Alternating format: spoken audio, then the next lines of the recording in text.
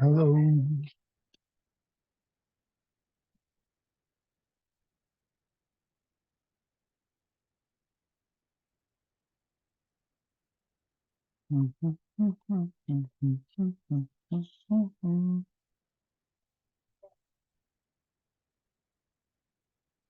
Where to begin? How about here?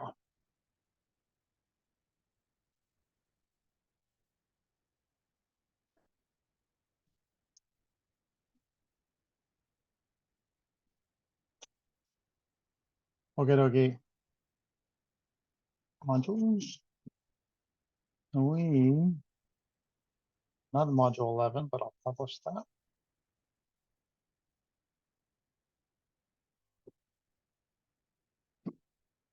We're still module 10.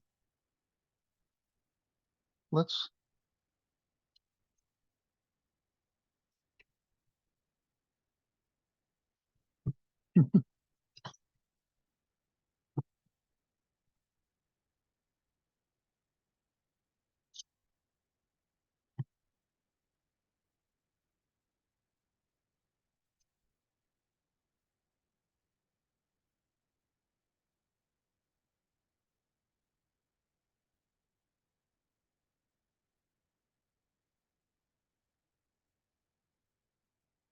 okay. So in our assignment, we were supposed to take a normal picture of your grandma. There's somebody's grandma. And we were supposed to destroy the car. Nice job on destroying the car. And tattoo the grandma. Nice one on that. And you put a thing on the shirt. That's pretty cool. Something weird happened there.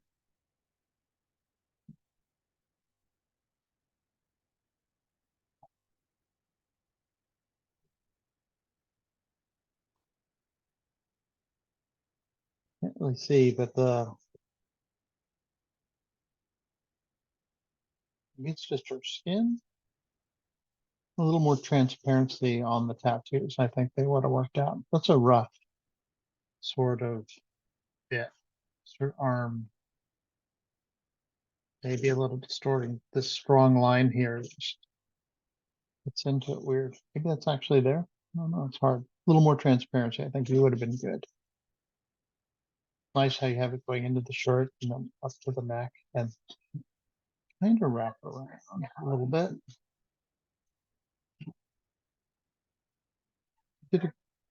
Did a great job.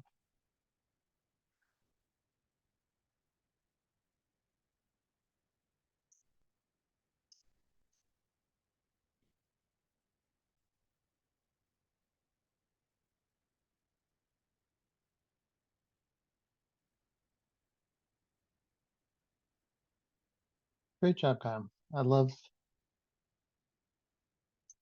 how you rusted out the car. Looks great.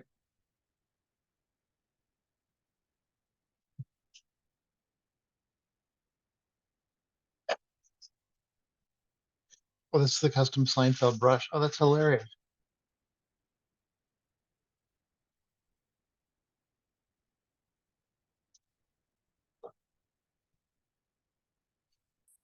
To use paste into. Paste into is nice. It doesn't use need to also use the deformation, the puppet warp in order to get the curves going, right? Because these are just flat images against a rounded object. And they would actually, although they cut off to the sides and stuff, and that looks good, it doesn't match the curvature of her arm as well as it probably could. It's hard to tell. Some of them kind of do. The fact that you got away with, if you didn't do it, the fact that you got away with getting this far without using the puppet warp tool is pretty good. They don't look horrible. I'll give you that. The brush, this is funny. Love that. All right. Yeah, the rest looks really nice, huh? It's good you started with a gray car. That makes it a little easier.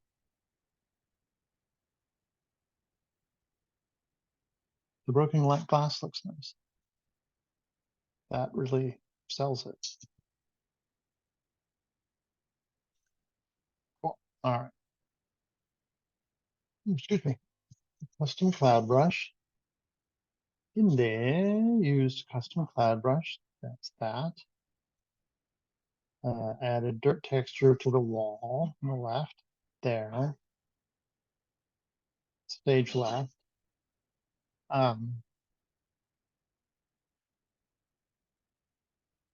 Paste into her tattoo on her face. Okay. And on her arm. Check.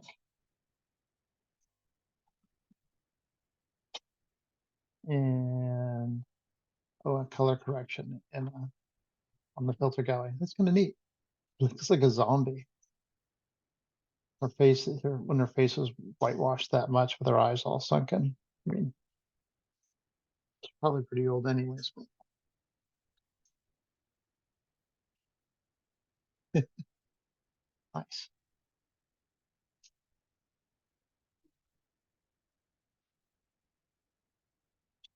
Yeah, sometimes it works better places than others. Like I don't, it got a little bit up here, and I don't think that works very well. It works really well. I think it works better here than here. This looks nice.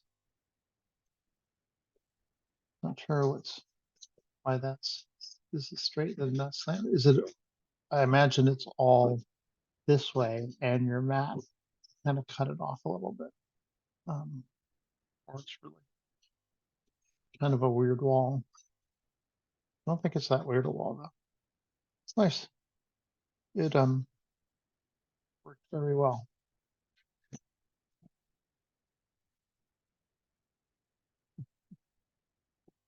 Minimus.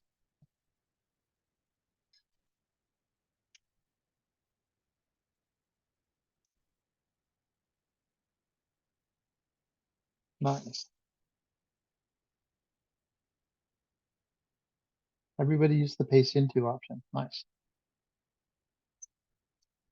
There's your mini mouse brush.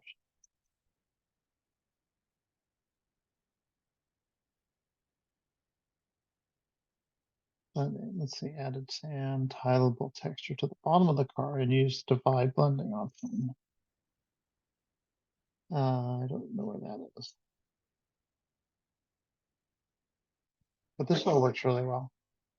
Obviously, the further away you are from the character, the harder it is to see if it wraps or not. Although this looks quite a bit like it wraps, so you know, maybe it's all in what tattoo you pick. This one looks like it follows the curvature of the leg too. Even, I don't know if it does or not, but nice choices on tattoo.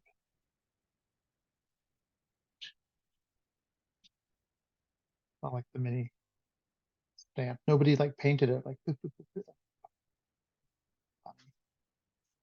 All right, well, homework is a little sparse this week. That is okay.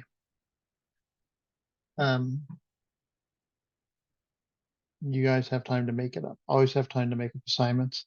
I like uh, project-based assignments. You guys, it gives you an opportunity to really kind of work with a single piece for a while.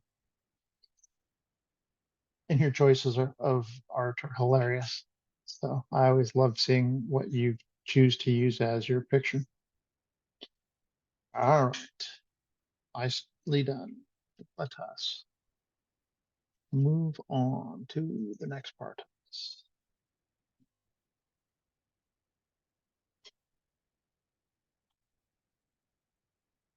Which is, wait, no, oh, I showed you Photoshop too.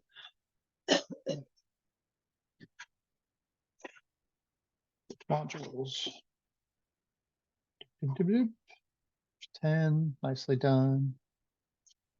We're in 11 now, and 11 is alignments and distortions.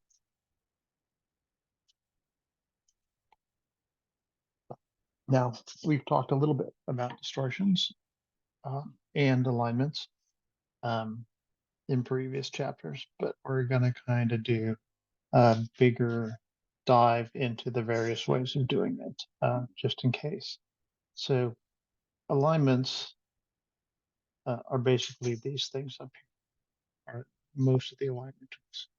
And it's very simply, if I select two of these, I can come up here and align them both to that side or to the other side, or in the middle. If I select the bottom, the main thing, and say one of these, I can align just that one there. I can do this, align this one here, but you have to have, oops, grab too many. You have to have, in order to use the alignment tool, you have to have at least two layers selected. And you can see over here that all these shapes are on kind of separate layers. So that's a brief introduction to it. Let's come back to our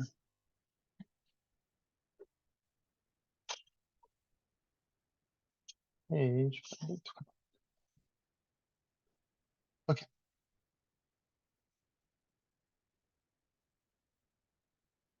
So here's what we were just looking at, alignment tools in Photoshop. And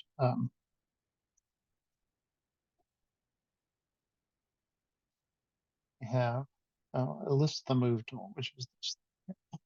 If I have, say, paintbrush going and I hit V, then the move tool. So, and you can use that for manual alignment. Now Photoshop, you can kind of see, does this thing where and we kind of talked about this, see where when I get, say for instance, this top angle here equal to this top angle, you can see it kind of creates that purple line. That means that those two objects, the tops of those are aligned. And if I come over here and did the side of it, you can see that as I reach alignment with that, so the vertical side, it's aligned there too. And it's not just that object, it'll do any object. Now this is aligned to the middle, or it's aligned to this. The middle of this is aligned to this. You have to watch where they go. With multiple layers in your thing here, it's a little weird. Now, this one is a vector object, and this one's a vector object. Okay? And they operate a little different, but not too. It's still the same thing. Like if you select two of them, you can align them together.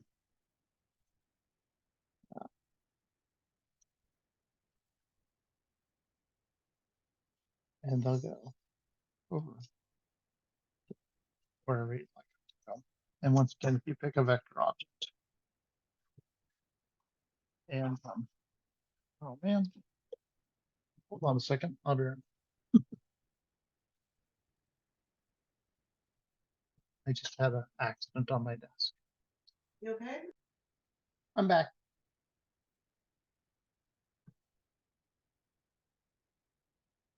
I forgot where we were. Oh yeah, we're just talking about these tools. Okay, so once again, the alignment.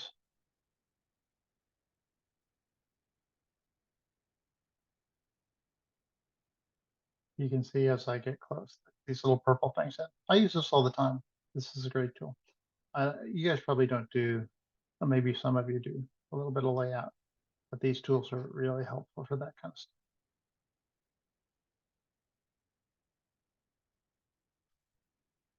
They don't always come out by themselves. So there are other alignment tools we can use. Why don't we just kind of go through them all? If you come over here to view, you can turn sorts of other things on. Let's turn on rulers first. There's rulers, and you can see as I move this around, the center of it, right? The anchor of this object.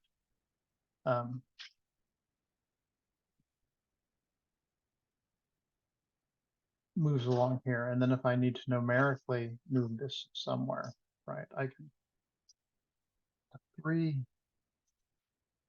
And then now this corner it's using as the mark. It's hard because when I grab it like this, right, it moves. But if I'm aligning it, it aligns to this corner. So I numerically do it. That's 3, then this corner here is 3. You can't grab that corner because I guess you can do this.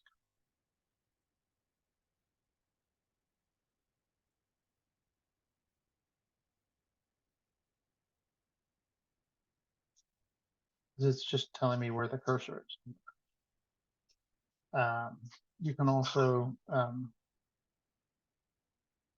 there's lots of options for the rulers if you'd rather use picas or pixels or inches or millimeters or whatever.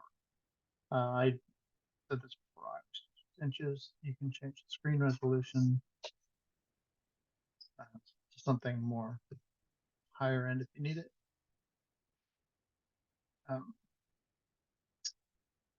And here you have PostScript, which is 72 points per inch. Every inch this 72 pixels. Here. Terrible. Okay, so once you got the ruler there, right, you can kind of tell where you are on the page with stuff. But that might not be good enough. You can, and I kind of do this sometimes if I'm doing something special, create a new layer, and then I grab a pen tool and make sure I have like a dark color and a decent brush. Just see. And then if you hold down the shift key, you can draw straight lines across. And then if you don't have these things on the flow tools, you can actually click down somewhere and then click, hold down shift. Sorry. Yeah, you do. Click somewhere, hold down shift, and then click again, and it makes a. The only reason I say that is because I just did it. I was working with something else that maybe you didn't have. Yeah. Okay. Carol's a teaching. I know. My wife is helping. Where she should. So now you can come and move all these up to this tool to alignment. And then you can just type that. So that's, if you're doing something weird like this, that's a really good way to get a straight line. And then you can align all these things to it. There is, if you're just doing straight across lines, and I do this all the time, that you can come up here, and if you just click in the ruler bit, you can drag down what's called a guide. And a guide is very much just that. It doesn't render, it's not on your actual picture, it's just a blue line. You can then align stuff to, and you can see when I get up to it how it kind of lights up pink, showing that it's aligned to that line. Of course, it'd probably be much faster to do this, to grab all these and then align them to the top. And then just bring them all down. Is it mechanical, right? It's much easier to do mechanical things. Well, I forgot to show you, if you have like 3 of these things, right? There's this bit here called average, distribute. And this will equally distribute these things. And this one is vertically. So boom, it'll average the distance between all 3 objects and distribute them on the page. And there's the same thing for horizontal. So distribute horizontal. And it just averages. It's easier to see this with rectangles. Because it takes a measurement and says, okay, it's this far to here, it's this far to here, it's this far to here. Each of those need these kind of breaks between them. and I can put them really close like this. It doesn't matter. And it'll just separate them to their equal space. This is really nice if you're doing like something that needs to have equal kerning to it. You can make that happen. And you'll notice over here when I grab that tool, these align and distribute tools come up in the property tools.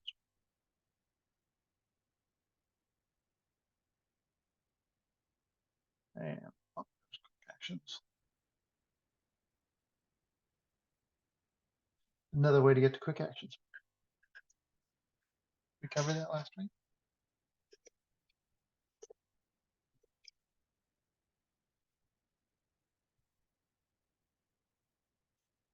Okay.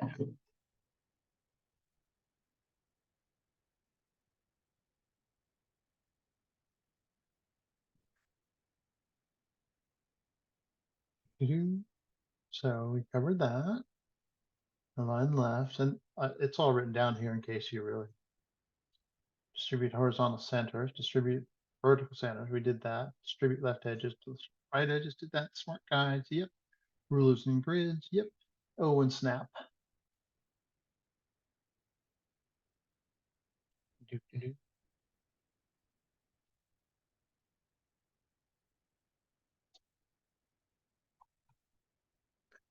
Okay, so you can also, if you come in here, view, you can turn on snap, and then when you get close to something, it'll kind of suck up next to it.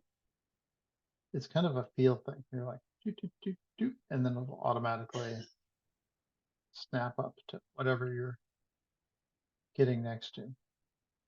And if I were to zoom in, you'd see that they're actually literally right up next to each other. What a weird shape that is.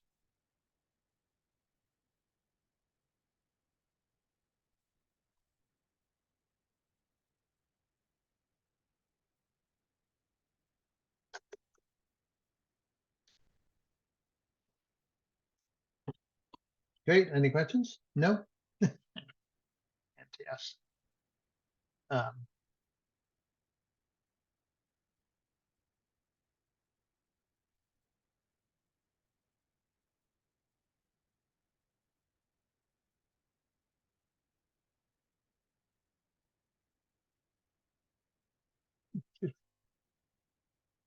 If you need to get rid of these guides, and by the way, you get as many guides as you feel like using. Um, and you can grab them from the side over here too. You don't get, I don't think you can get horizontal. Maybe. If you want to get rid of the guides, you can just throw them, just grab them and you go boom. Or you can meticulously drag them. Most people just take them and you just quickly kind of move them out of the way and they go most of the time.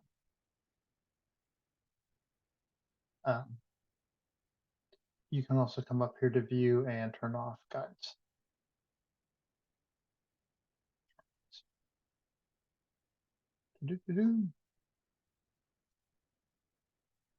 So a lot of the alignment stuff lives here in the view majigger.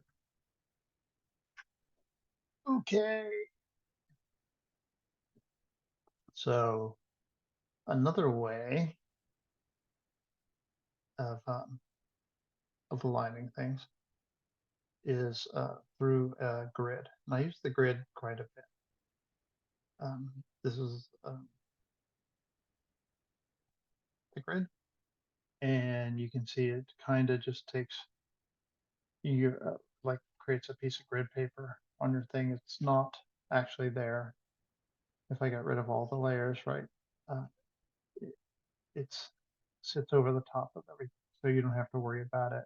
If I went to save, the grid would only be there if I saved a PSD. If I save this as a JPEG, I don't think the grid would be there. Maybe it would. Let's see.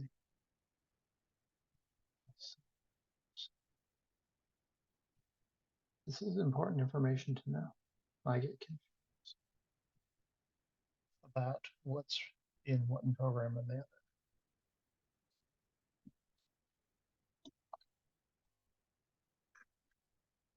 grid image. And I'll say it was G. And I'll say it was desktop.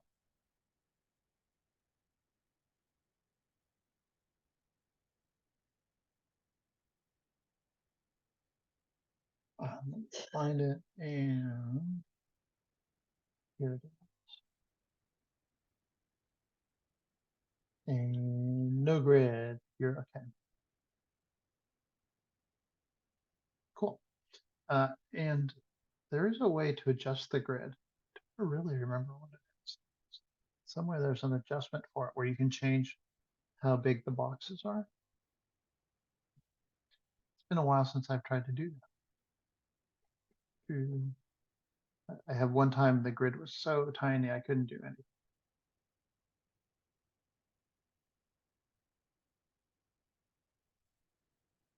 This one. Let's do show grid. Oh, and of course you can do layers edges too, which just shows you the edge of the layer. We'll do that a little bit more. I forgot to turn off the grid. Back out. Show grid for that. And do show layer edges. And you can see kind of put an edge. Oh, I don't have an edge. There you go. So for instance, sorry, let me duplicate this.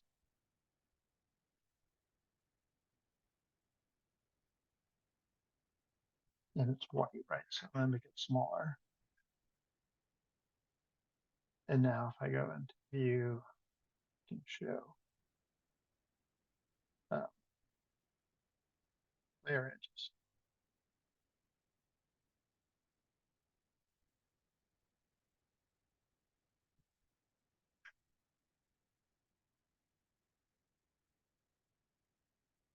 And now any layer selected will show the edges.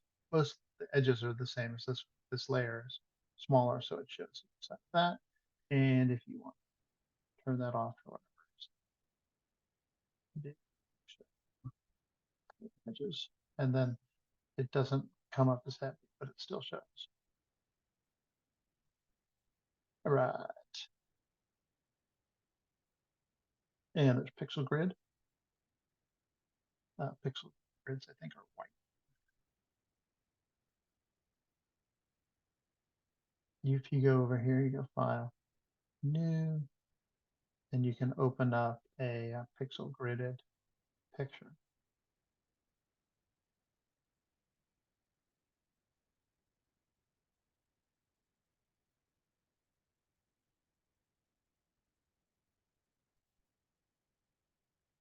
Oh, so these are other ways to turn on your grids. Well, you can see the grids.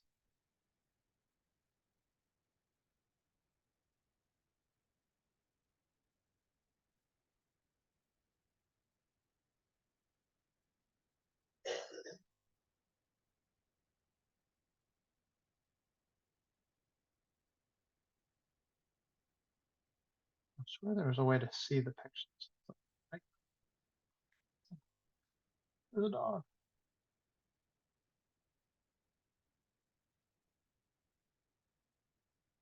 Okay.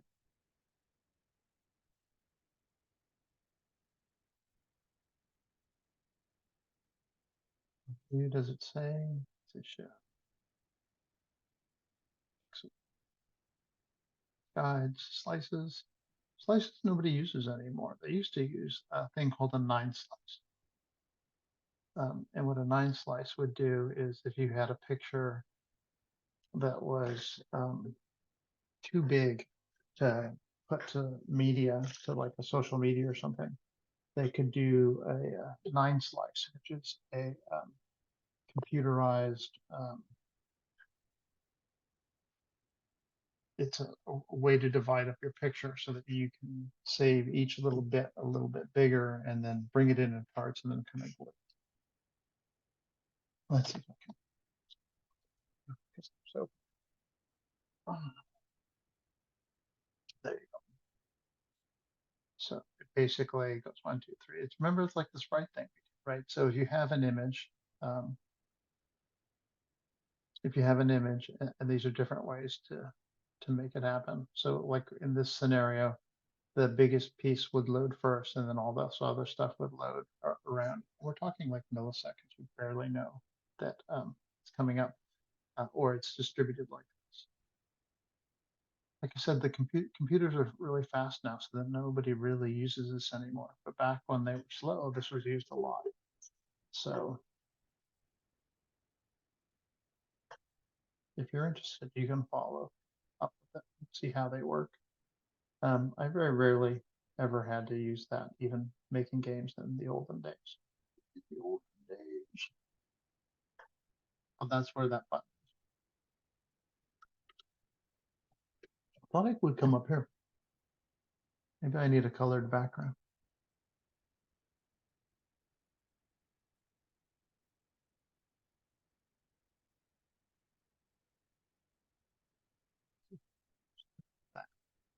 Yeah. Background. Yeah. Show.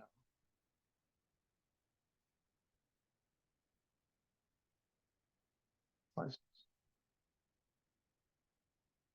Hmm.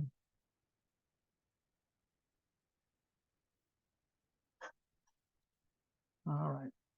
So this maybe it has there might be something weird where it has to be like 816-bit or something like that. Not quite sure. But here's all that stuff you have access to. So if I select the grid,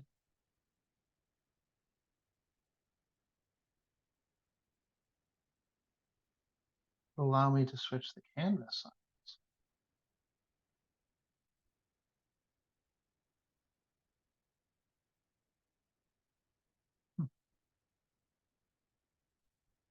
Okay, very nice.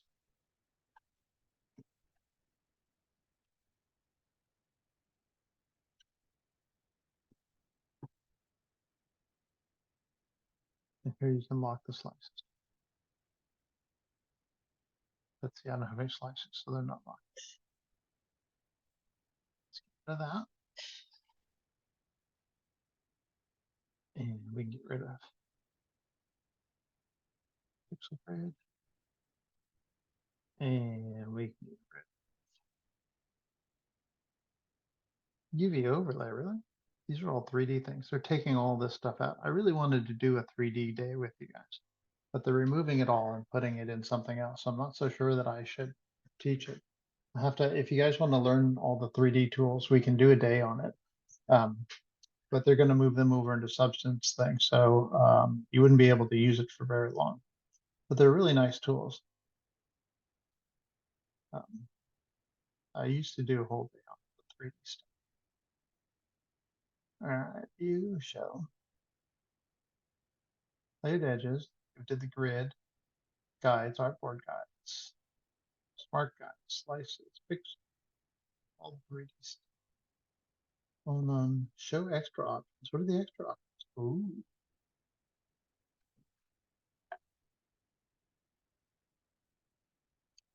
Yeah, the 3D lights. Super.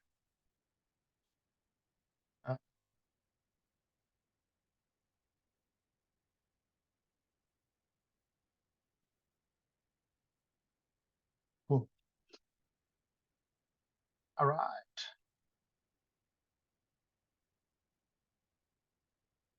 So those are the display ways of doing stuff, of aligning. So now, oh look, it's giving me the inches, the distance between. Nice. In case you were wondering whether you equidistance between them, it gives me measurement. That's fun. Is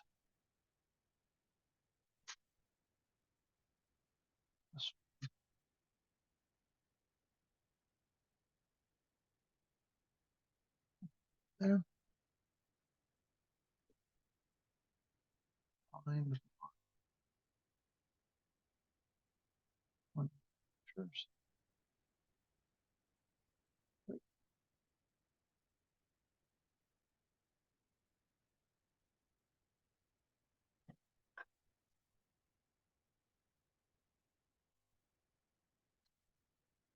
So this is a font pack. Remember, we talked about fonts before.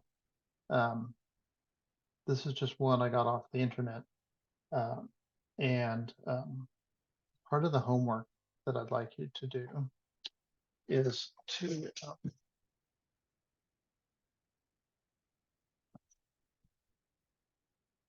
take this font pack and create. We're gonna create a. Minimize it. And we can work backwards.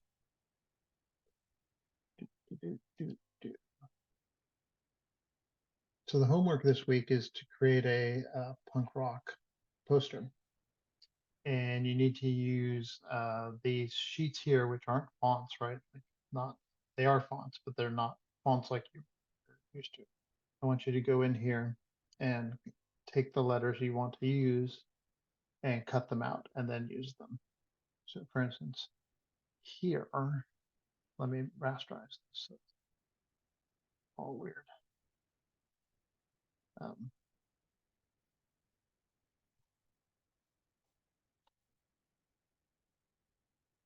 can go like that.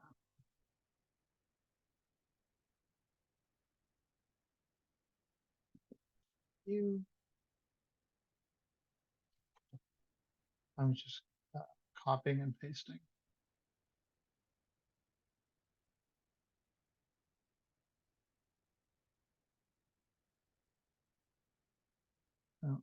And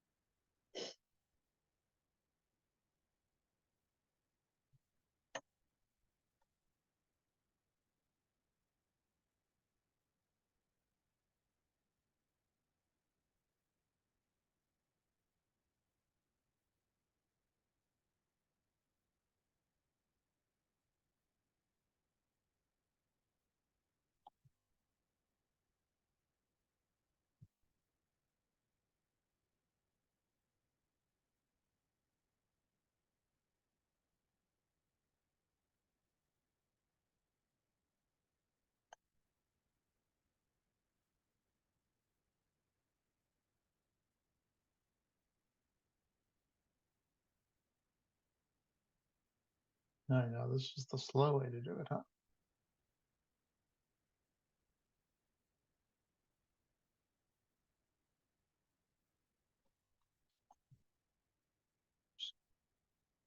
Got to keep going back to the source.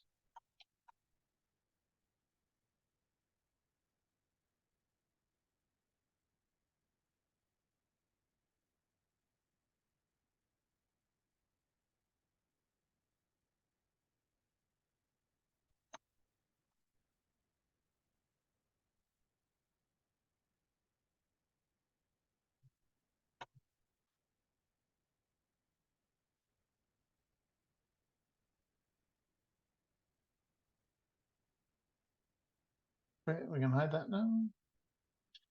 And we can select all these layers.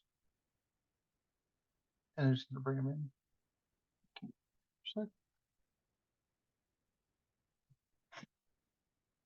Now you can see they're kind of aligned, but not really. But if I wanted these to be equally distributed across the thing, right? I just select all those and then the move tool. And then I can equally distribute them vertically. And see, that takes care of all the turning for me, right? It said, okay, each of these is this big. Now we can take care of, I can also like send them up to the top, right? So now they're all aligned top, or we can align them to the bottom. Now they're all aligned to the bottom. It's just a cool way if you have stuff like this. It's a cool way um, to make sure that even though they're a little rough and ready, that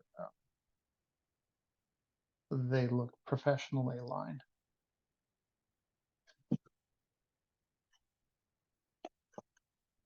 Okie dokie.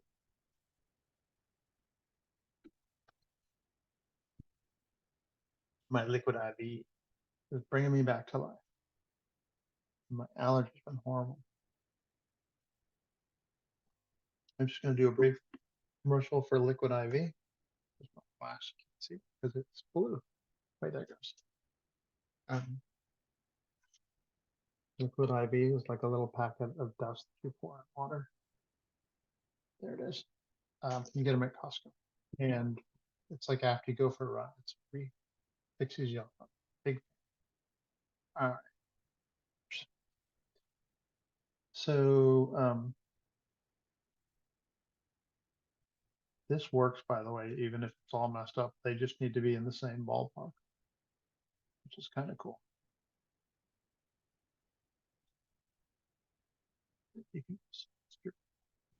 You can and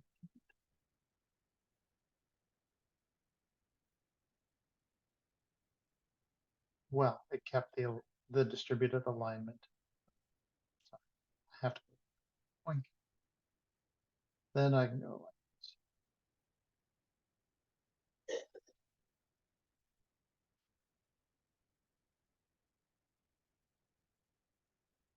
And it starts doing weird stuff.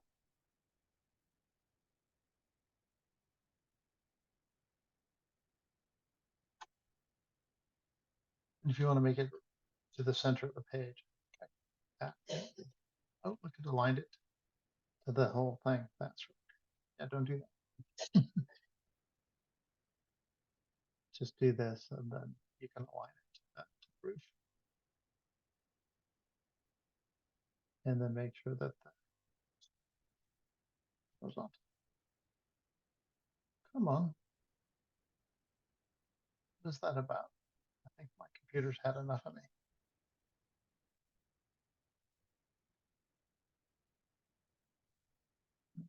E, U, and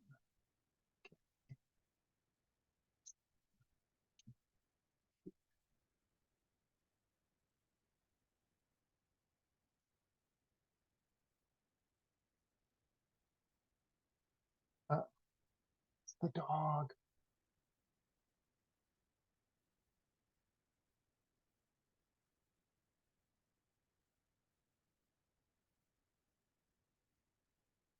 Yep.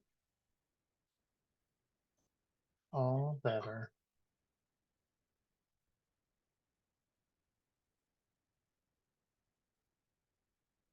Right. And then, you can always, once you get it aligned, you can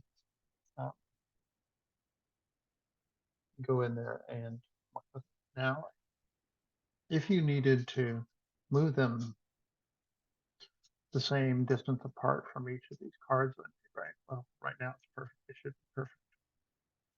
So if I select this one, see, it should show you that now this one, distance of this one is 0.030, and actually this is about 30. It's showing me the other one. There we go. Now it's showing you all of them at the same time, 030, 027, 027. So you need them to be all.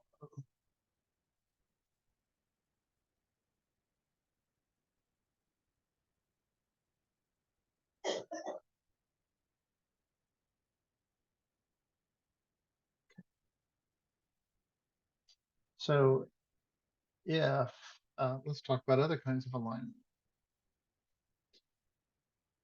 So we did normal alignment tools and mechanical alignment tools. So now there's a whole group of unauthorized things. So we're going to try aligning with the blending modifier.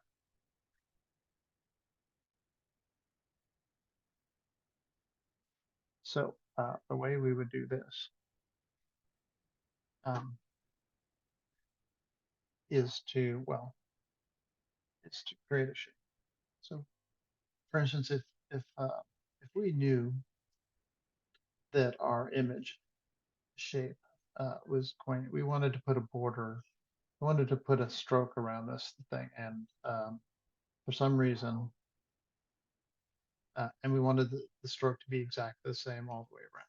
And for some reason, we didn't know that you could just go at a stroke and keep it on the inside line and make this 25 and change this color to bright green and hit OK. We didn't know you could do that one. No, I put it on the main thing. I put it on the main pictures now. That's done. If you're gonna do that, probably best to create a new layer because it just puts it around whatever is in your screen space here. So if I go edit, stroke, same thing.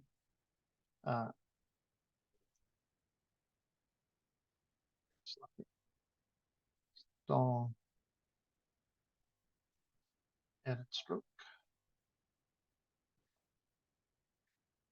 So if you know your image, your little square here needs to be a certain size, you can always go image size.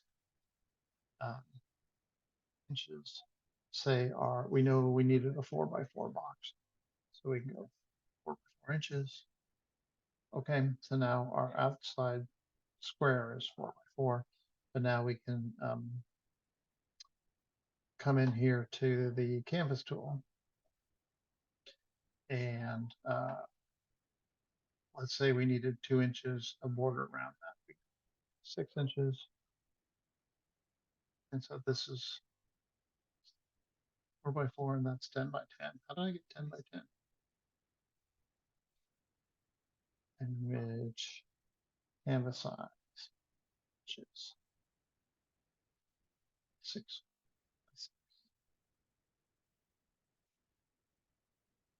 Interesting. I'm not sure. Oh, it put 6 inches in every direction and kept that in the center. That's what it's doing.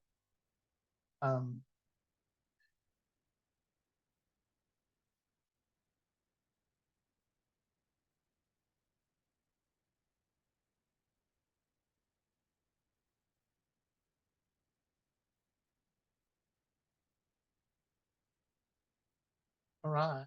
And if I come here, color that isn't so annoying. So this is just a good way. If you need it's hard to create a shape because we can do this with a shape too. It's hard to create a shape that's an exact size. I mean, you can do it here, but it's hard to eyeball it.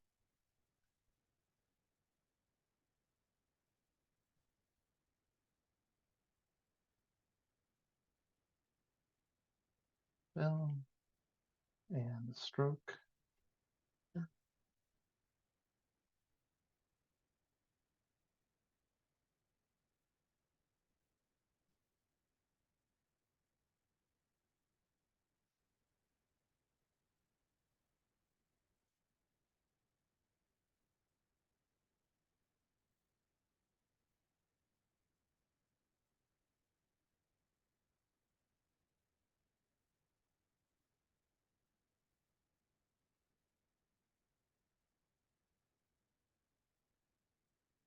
All right.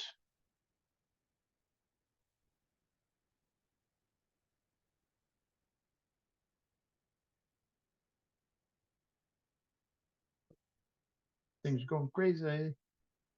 Okay, so I'm not sure. I must be mixing inches and pixels because nothing is really coming out. It's, but you can, so that's a trick. If you need to have a box a certain size, then you go image, size, make sure it's whatever inches, and then you can do that. And then if you need, uh, you can, if you want it exactly centered, then then you just increase the canvas size. That's a weird way to do this. Okay, another way to do an alignment is using stroke. So say you had this box and you wanted this, say it was a raster box, so you didn't have a stroke option, and you wanted to create a stroke, right? You would then go into blending options and create a stroke, and there's our stroke. And we can make this stroke any size, and then we would, why does it have rounded edges?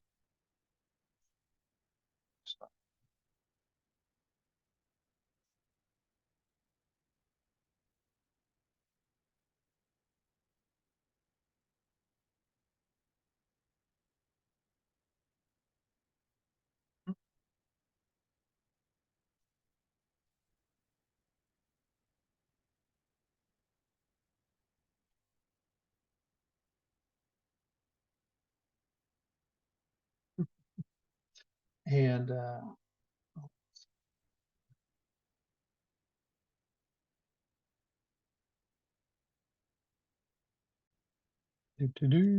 screen share, back to our screen. Okay.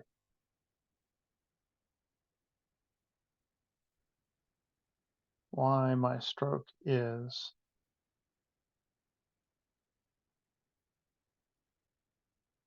showing up as a curve. I don't want a new style. I just want the original style.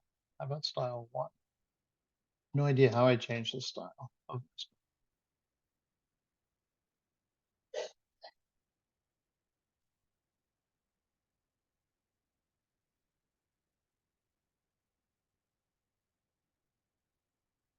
And now I can do multiple strokes at different sizes and colors.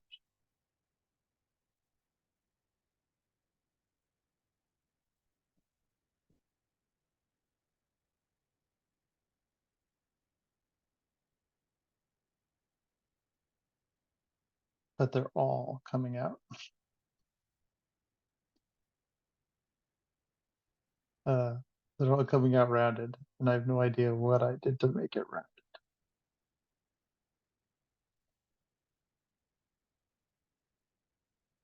Go back to the green one. Where's the... They won't let me restore it to default. It's not like very strange. I'll look into that. It's stuck on style 2.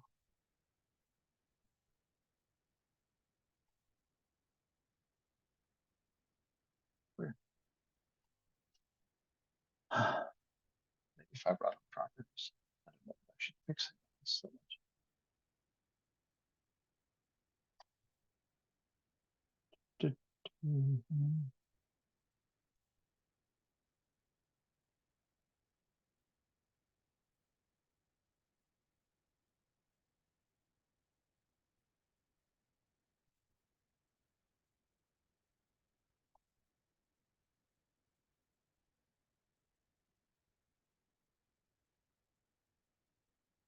Okay, just that one stroke.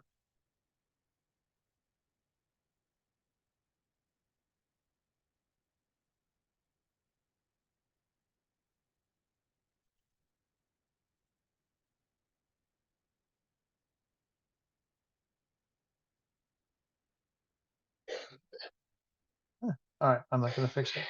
Anyways, if you needed this to be a particular distance, oh, it says my library is locked. That's really weird. New Photoshop. All right, so if you needed, for instance, this purple thing to be an exact distance apart, you could create a stroke.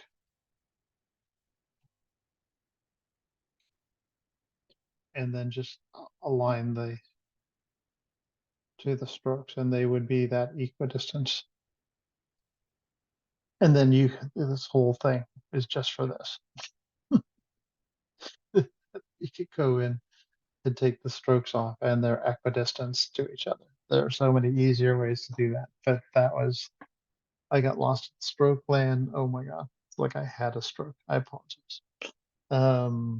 Okay. So there are loads of filters that you can use in the blending options to align with stuff. You can use drop shadows as well, because you can make this any size you want, and you can make it a knot, and it's basically a stroke.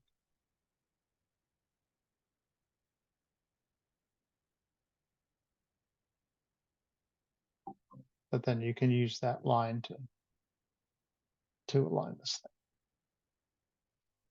thing. And inner glows and outer glows can work the same way. For instance, if you have inner shadow, I'll make this a different color. If you need to find the middle of an object, or then you can increase the choke on it, and then you can adjust the distance and then the size, and it'll allow you to find the middle of that object without doing a whole bunch of measuring.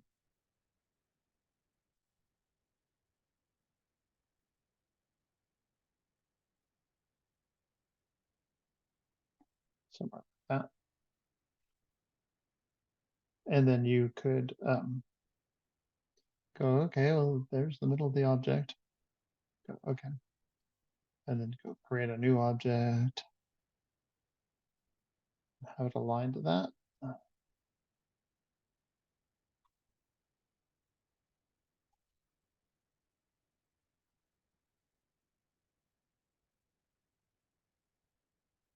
And then you come back in here and turn off inner shadow, and it would still align. So using strokes and shadows and stuff are a good way of getting an equidistance approximation of objects.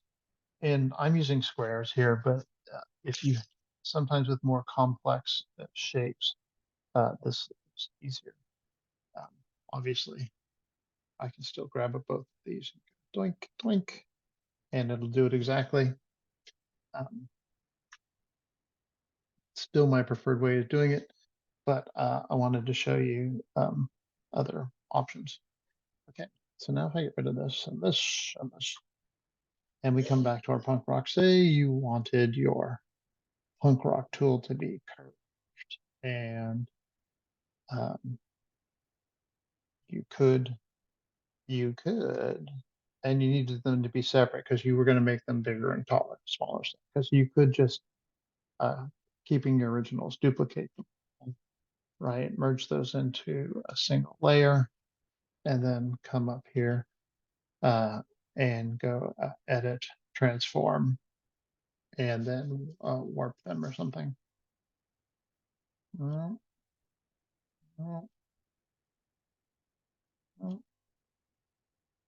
I didn't hide the ones underneath.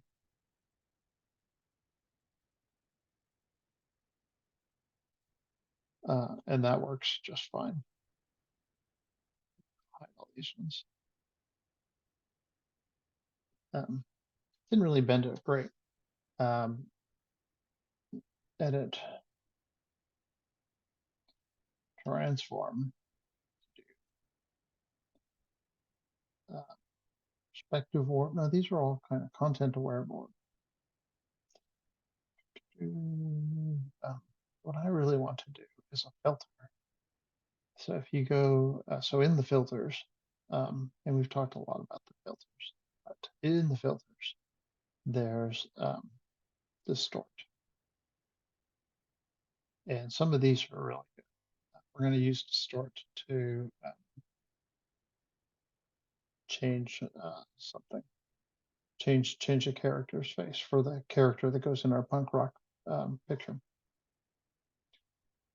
You can do like spherify, spherify. And if you click in here, you can see your picture somewhere. Just to fit.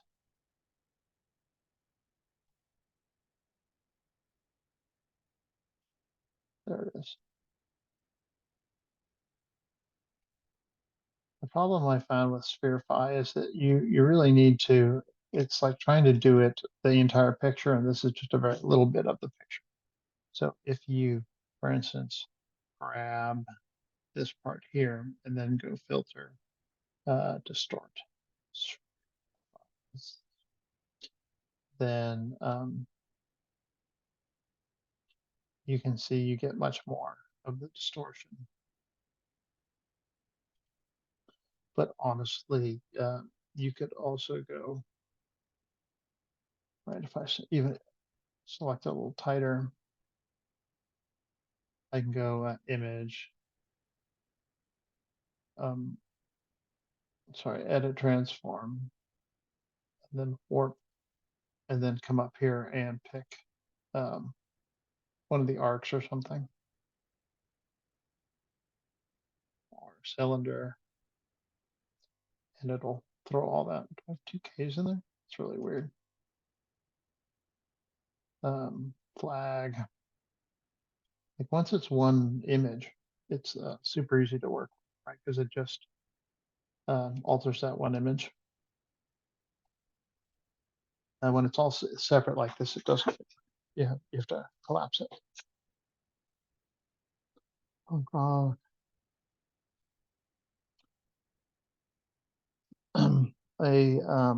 but a good way to align this is with a shape. So if you needed, so the whatchamacallit, the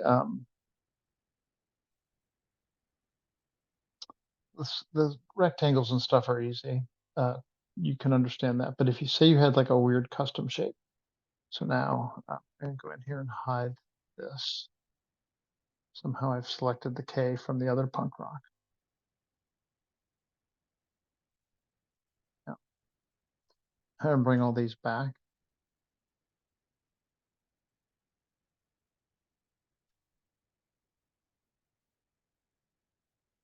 And deselect them. And I'm going to create a curve. So I grab the pen tool and I want it to create a shape, and I want the fill to be something like this blue. And I'm just going to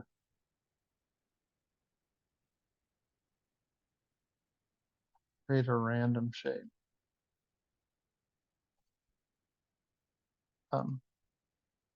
So now obviously I can use this as my alignment tool. I'm just going to have the bottom part, the black part of the bottom, be aligned with this. So now we're creating a manual alignment tool. So if you have like a face or something that you want your letters to align with for whatever reason, this is a good way of doing it. Shape. You can also just bring in the face. So I go over here.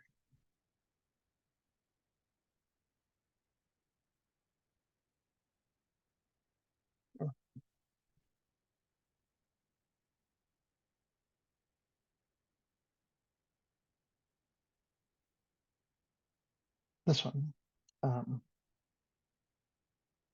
And this is kind of makes it hard to see what you're doing. I mean, I guess you can kind of go in here and figure it out.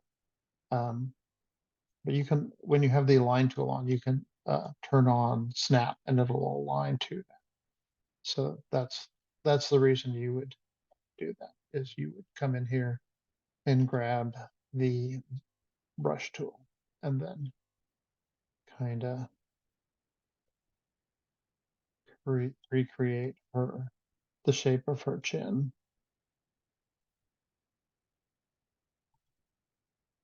Yeah, and then hide her. And then you could turn snap on.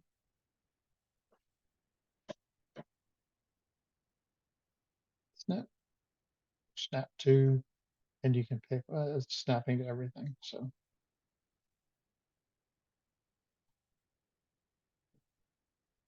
And I built my shape in front of it.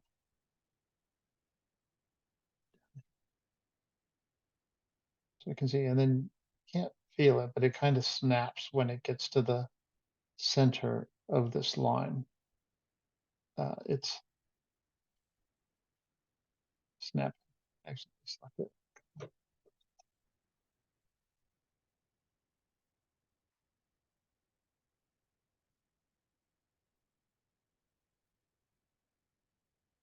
And that's the advantage of using a shape and not the actual picture, is that it would not snap to the edge like it is now doing. Just like that. I can hide it and then bring this back, and then you can see she now has a beard that says punk rock beard girl. Cool. Weird ways to align stuff, huh?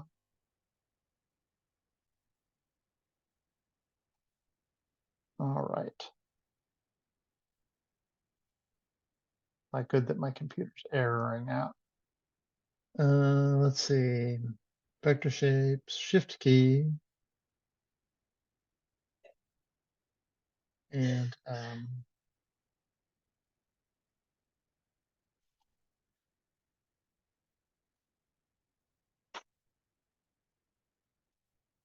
if you hold the shift key, it obviously grabs all the layers at one time.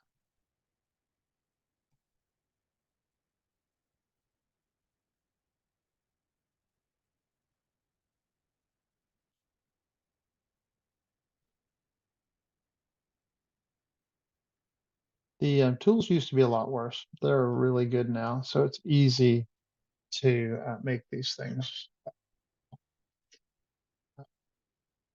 But I thought I'd show you alternatives just in case you ever run into something where you need to have letters aligned perfectly, and you're working on an image, doing a graphic layover or something, wedding or something. You can just create that shape and then snap the letters to it. Most likely, right, you'll be using text.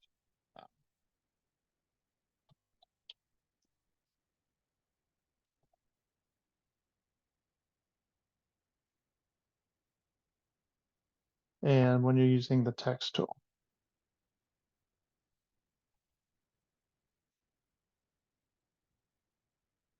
it aligns very well. There we go. It always looks the most professional.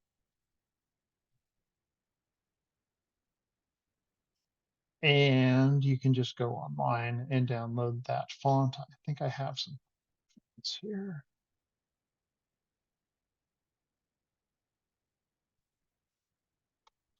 And it's vector, so it looks a lot nicer than that horrible raster picture.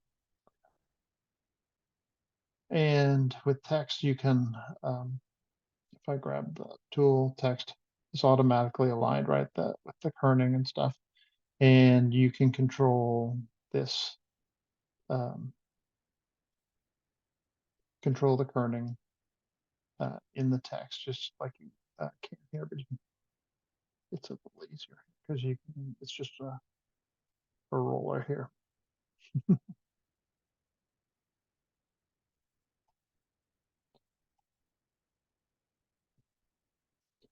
And all that other stuff is, all the work tools are all of this.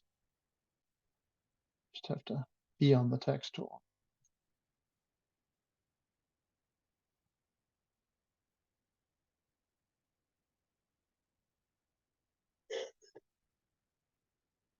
But you wouldn't be able to align this text like it is to that woman's face. You'd have to separate them all out into individual layers like we did there and put them across.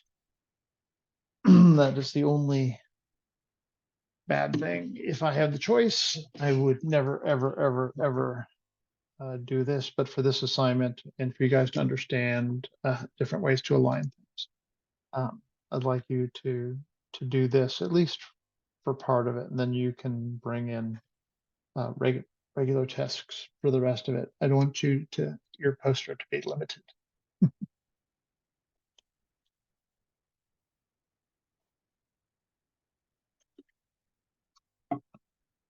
Okay, I'm going to take a short break and we'll come right back.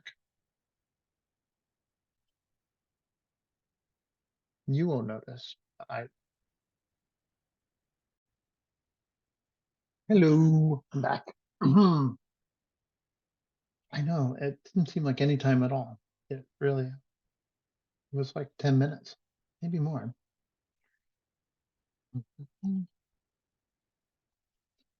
Okay, so those were some other ways to do alignment. I don't know how much that will save your butt, but maybe in the future it will. Who knows? Great. Okay, so let's move on to the next part of our deal, majigger. Excuse me. Here we're going to muck around with distorting things. And here we have, I forget who this is.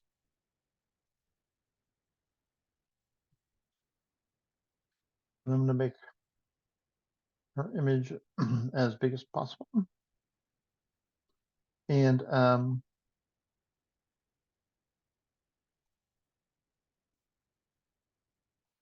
get rid of all this fluff on the side.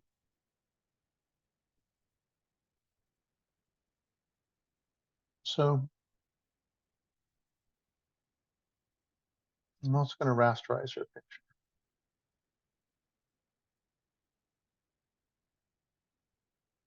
I'm going to duplicate her picture so that I have an original one and a new one. So what we'd like to do is make her eyes a lot bigger. And we can do this in a lot of different ways. We're going to kind of make an anime face. Maybe some of you have done this. I've lost my pen. We're not doing anything. My oh, there it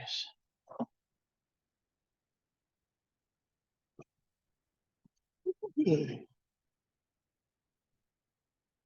So let's start off with the easiest. Grab her eye. Control C, Control V.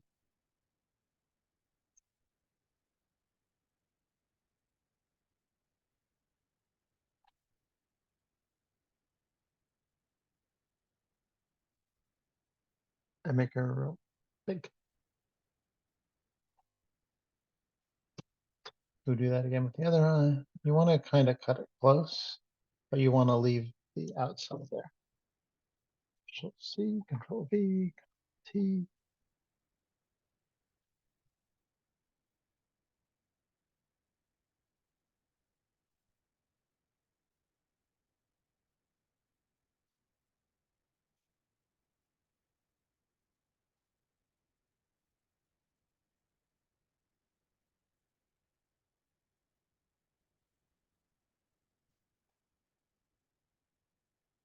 Okay.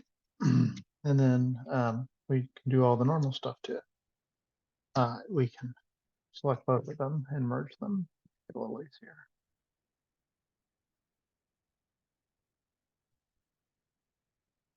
And then we can take an eraser tool and make sure that we have a soft brush and come in here, knock down our opacity,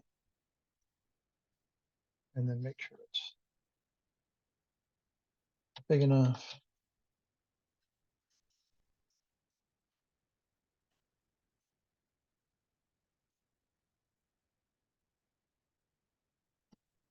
and then work on the blending. Blending.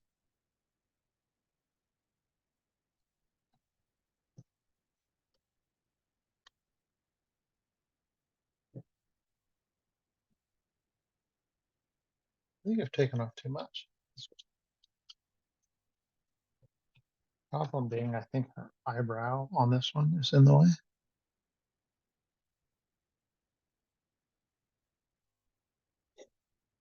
I'll leave it.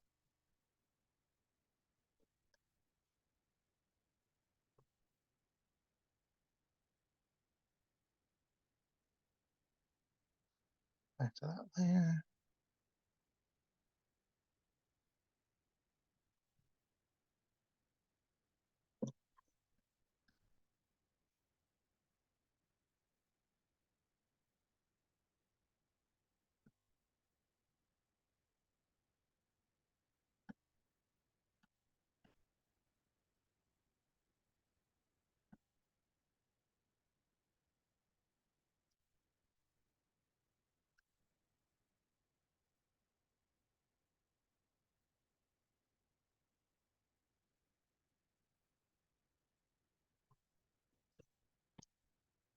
And you can just keep finding the edges and blending them in a little bit. Kind of work like that. Huh? Yeah. Before, after. All right, so that's one way to do the eyeball. And that's pretty much along the lines of what we've been doing. We can also use that Spherify tool.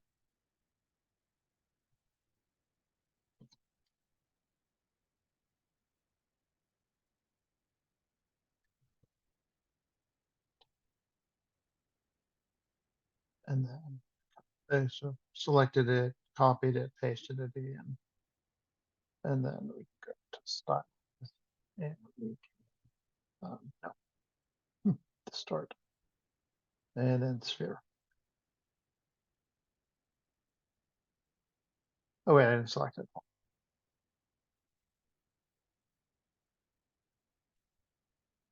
Got to select it. So it's, remember, if I don't select it, then you're spherifying the whole thing here. And if I do select it, you're only spherifying her eyeballs.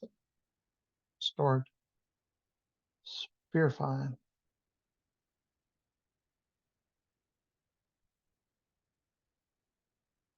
And you can see there's not normal and there's normal, so that'll be all bulgy too.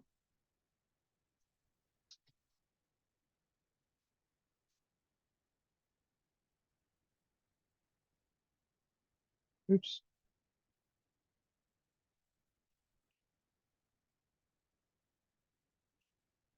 Did I accidentally copy it twice?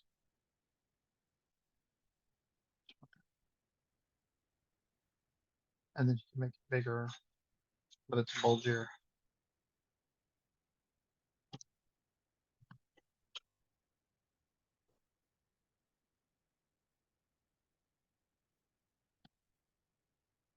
Oops, I'm erasing the wrong one.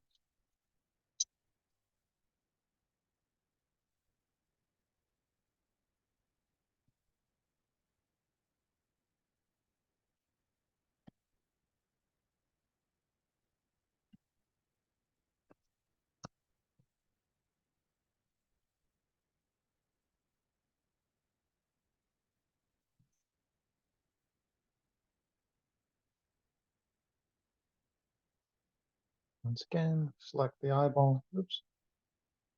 Or the eyeball. Control C, Control V. Select the bit there. Filter. Distort. Spherify. Oops, I did select it. Select inverse. Now we can go distort. you're fine. One.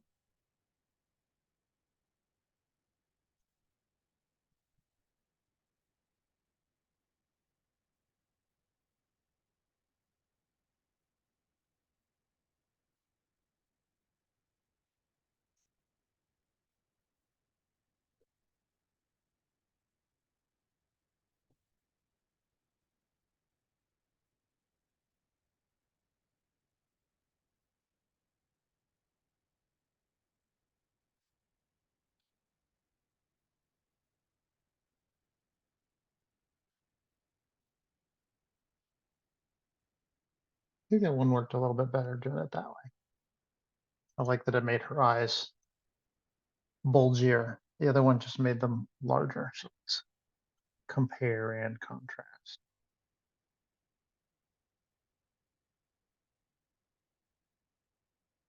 Oh, I accidentally deleted the other one. All right, so let's just go with this.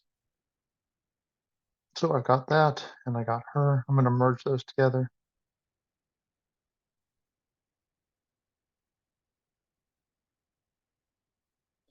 I don't, I don't know if we need to animate her neck, but yeah, if we did want to do that, we could use the stamp tool. Stamp there and just bring her hair in a little bit.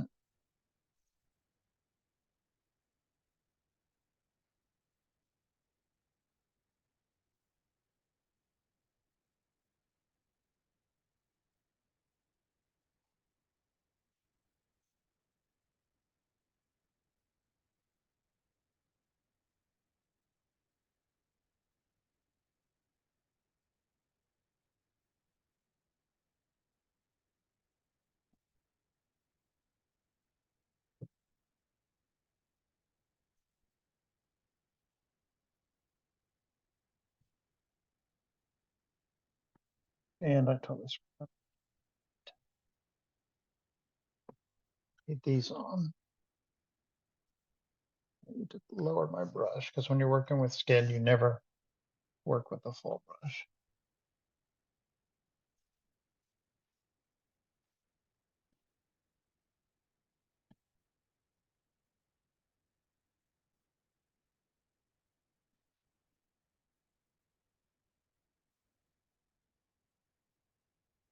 And just push back and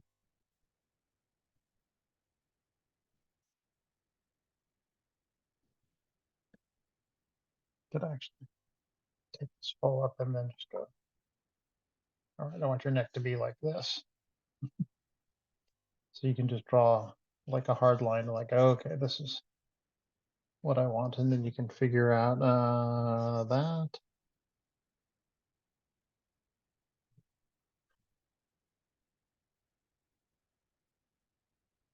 And then you know what you're working with.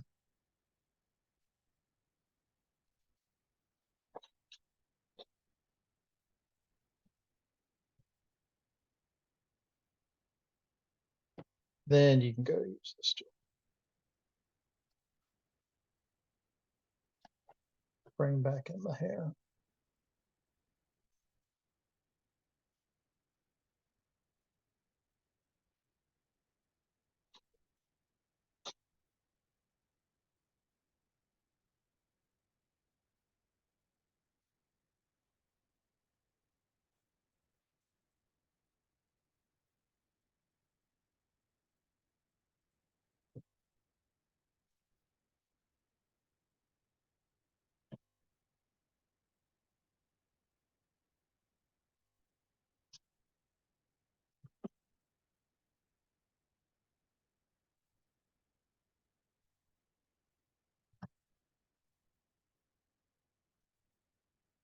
Hey, too much, too much. Cool.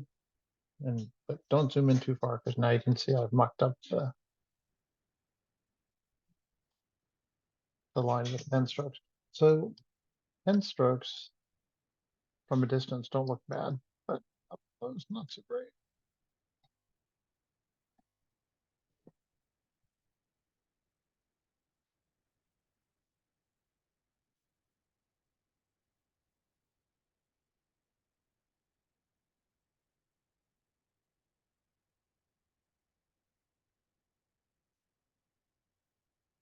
And back and forth and back and forth you go. Welcome to Painting Skip.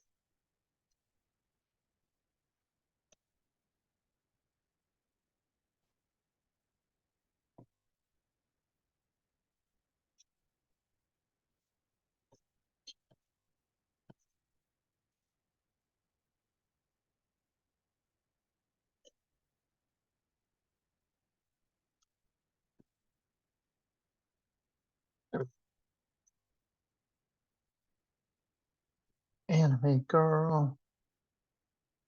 Knowing your tattoos and punk rock thing. And let's see. Hit remove background. Is it?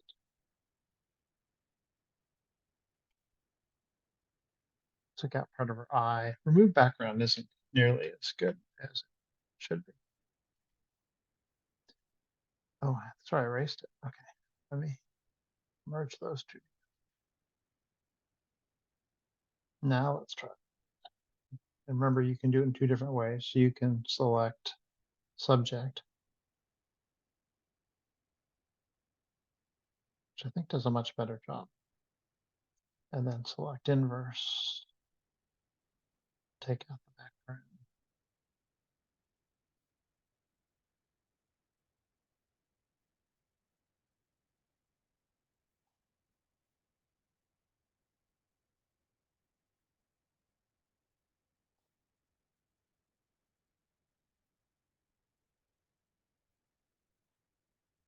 Reverse shape. We don't need that.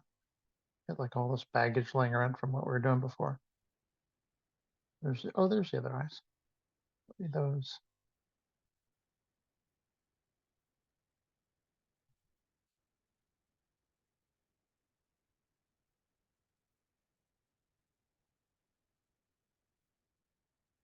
It's got a piece of the framework because it was out of beyond the frame of what we've done.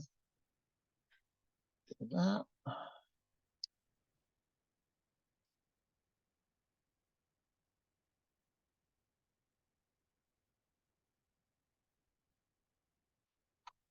And we can shave down that arm a little bit. Now I'm going to bring the brush back. Thing.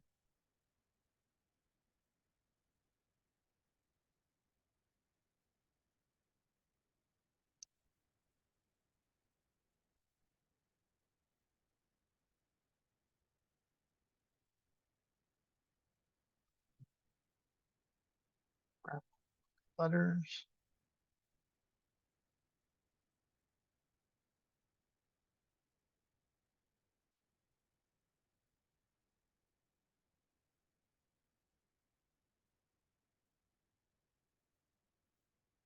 Okay. Or can make them one thing. So I'm actually going to delete all my letters. You guys can get that going. We've done enough with that. How to align those. And I'm going to bring in my title. And my title's all aligned already. I want there to be a border or around, like a border around my picture, but not a real one, just an invisible one. So remember, I can do that, select everything and then add a stroke, or actually, I don't know if I showed you this where you can just drag a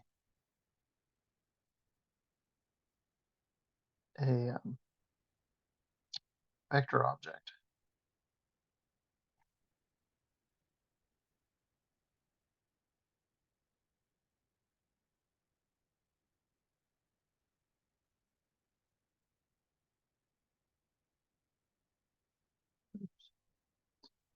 And then just make sure it doesn't have anything in there.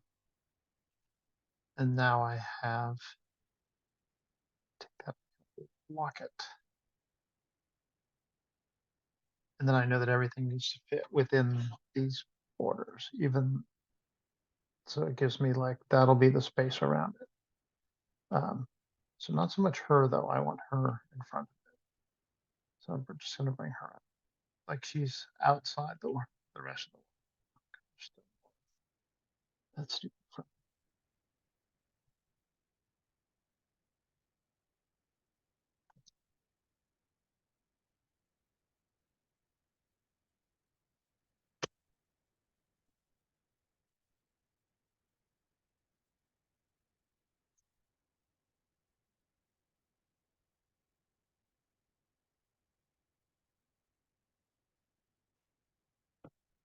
okay, we are on our way. So the other thing I had here was this one. No. Oh, but this is interesting. I included this one because you may have seen paintings like this where there are dogs and stuff, right? Uh, and I asked this guy, so I was working at a game studio and we hired a guy because he did pictures like this. And I was like, well, that's amazing to be able to paint like that. Like, how the heck do you do that? And he goes, oh, I just take Photoshop of regular people and then distort them until they're like this, and then use that as how to paint it. I'm like, oh, that's super genius, I guess. I thought he was just naturally able to paint like this, but no, he brought everything into Photoshop first and like took photos and then distorted it in Photoshop and then went and painted it. And they look just like this with like the world kind of ballooning out. It's kind of interesting. Thought I'd tell you that. You could probably do that with her. I'm not sure I want to mess with her too much. All right, we will. So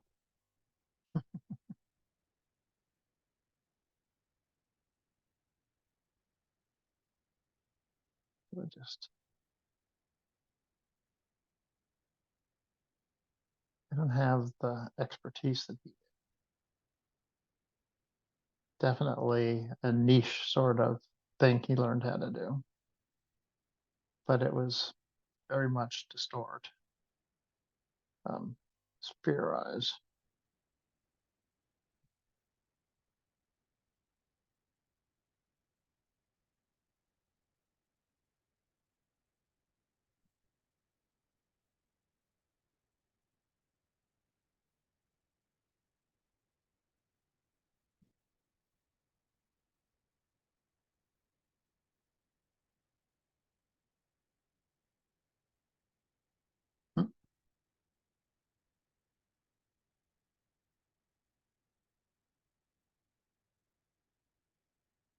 I think I'll muck it up. Yes, it's not. Oh, it's not doing a very good job of doing that. But you can see how he would make that happen, and then he would do it again and again and again until it worked out. I'm not being very super careful about selecting.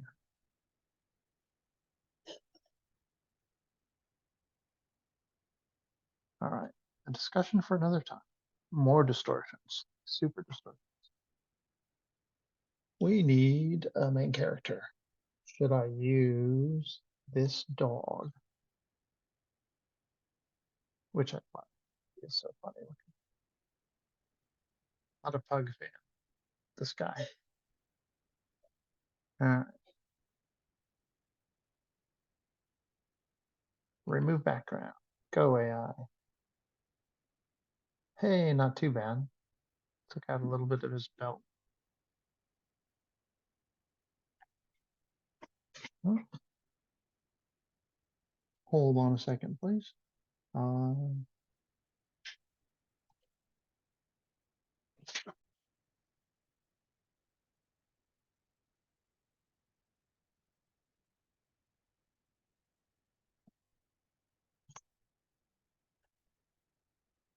okay, doggo insane.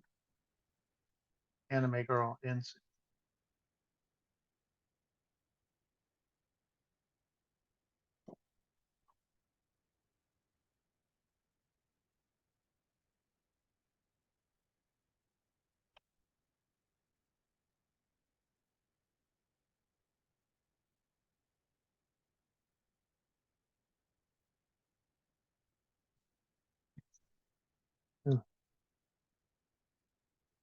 Crazy.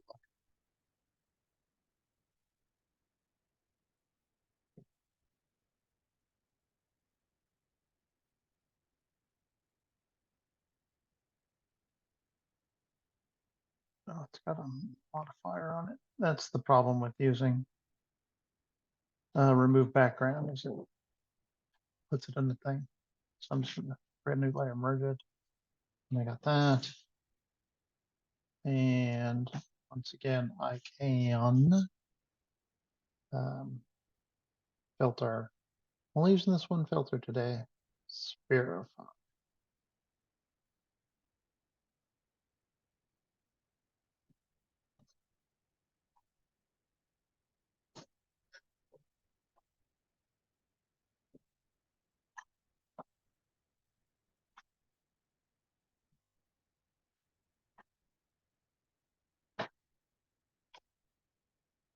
It's almost funnier when it goes down.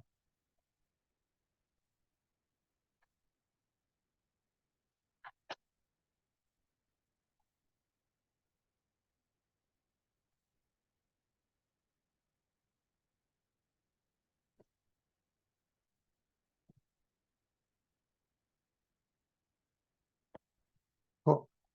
Now we get funny bug. I should have copied his head and I didn't. It's too late now. It's too late now. I let it go. All right. So I got one more guy called Guy with Guitar. There he is.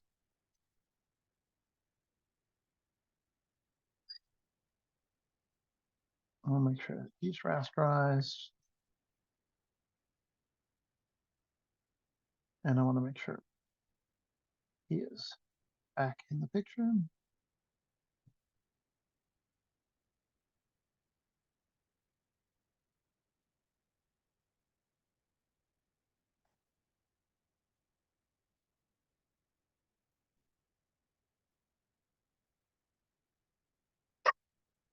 And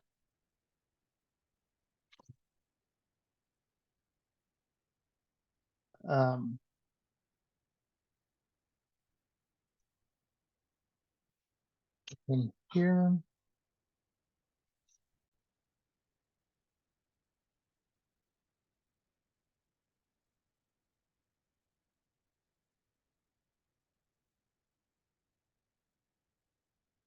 okay.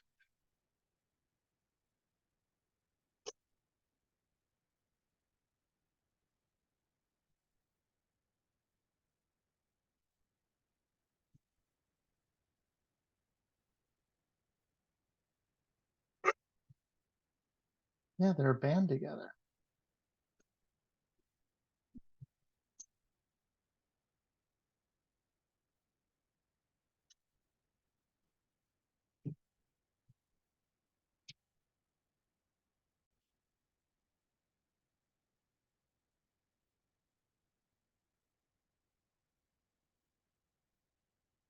Okay, the last way to do this, I guess I should move his background.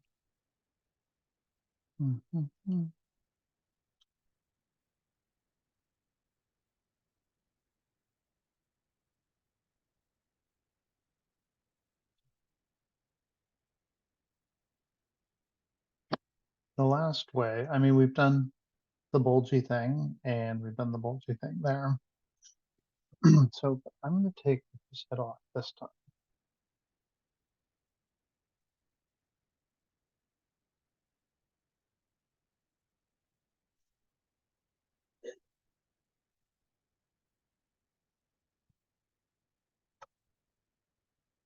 And I'm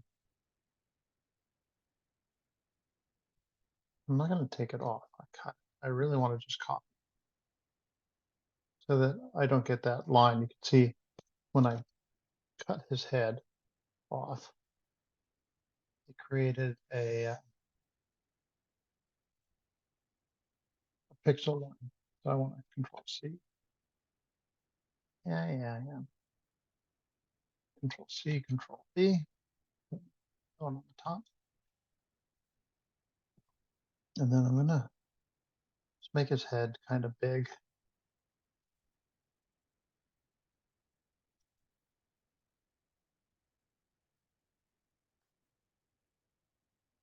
like a bubble.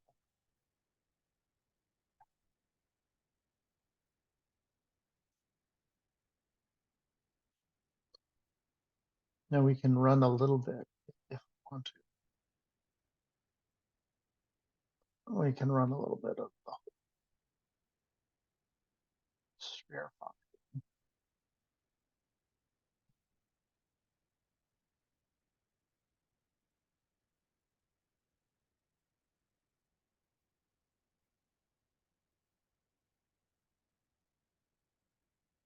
Yeah, but it's grabbing the whole thing. So wherever you want the center of the sphere to be, that's where you should sort of make the center of your selection. So for instance, if we wanted his nose to be the center of the sphere, we would create a circle like that where his nose is then focus area of the sphere. Then we go distort sphere. See what it's doing.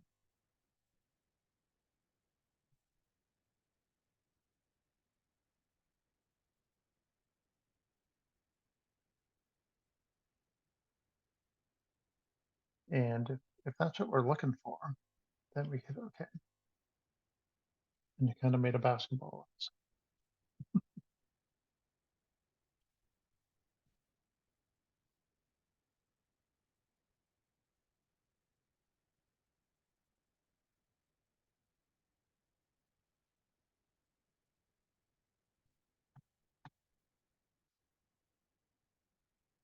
We can move the focus of the sphere like to its 4. Right, it's going to be like right here where his eye is now.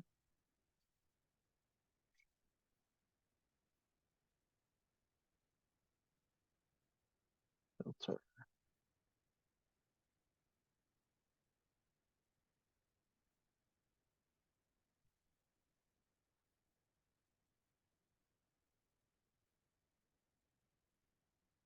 And then you can see it makes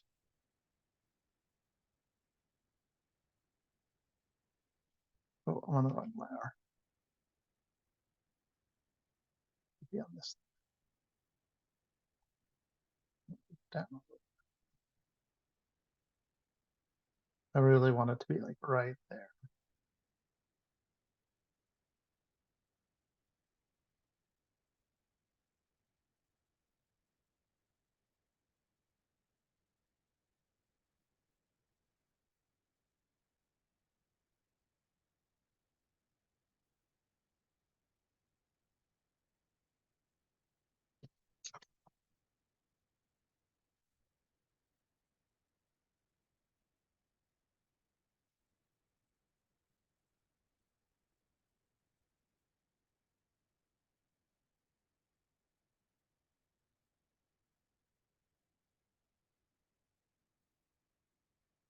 So we can do other things too. We've been using Spherify for all this stuff,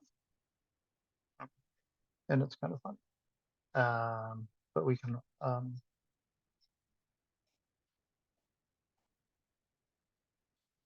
also go back. I really kind of like that. I hate to go back.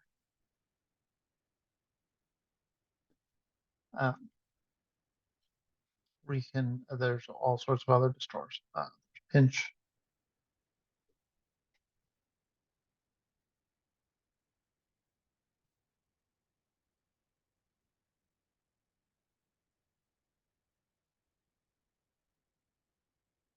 And then you're starting to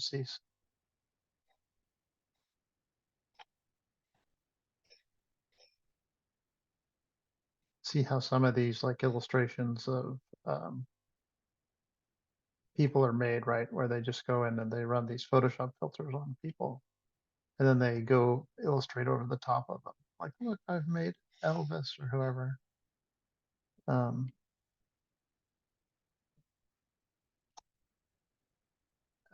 And it's kind of distorted. They're like, that's fantastic. You're an amazing genius to be able to have that kind of thing. And it's really just Photoshop. I don't mind this. think he looks a little more punk rock than he really did. Like that's the real him. This is a much cooler him.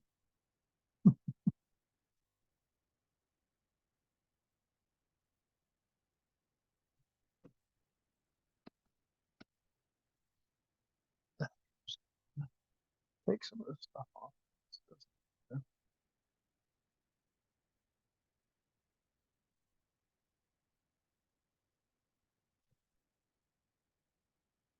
Yeah. House of the our fuzziness.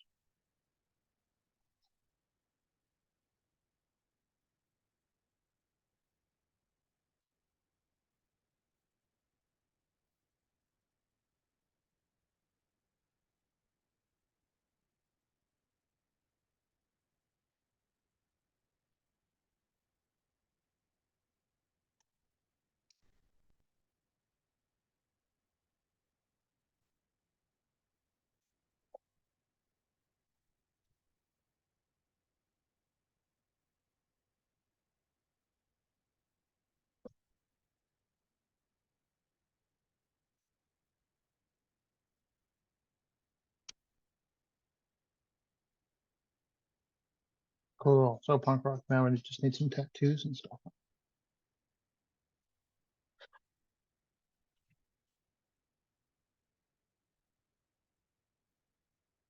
You can also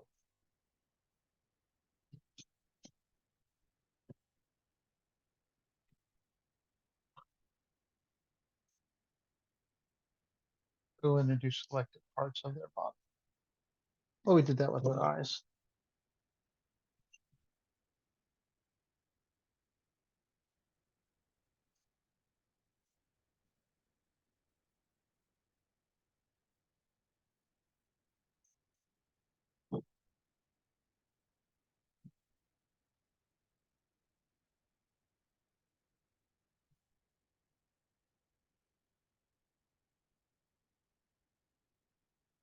That's a little more punk rock.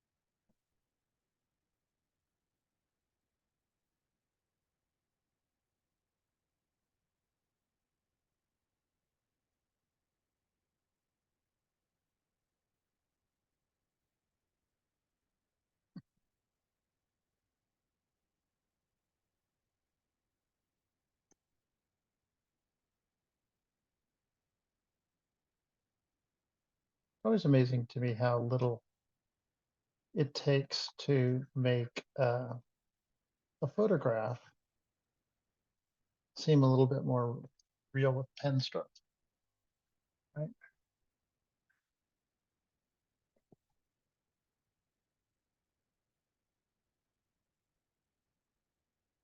Although these are,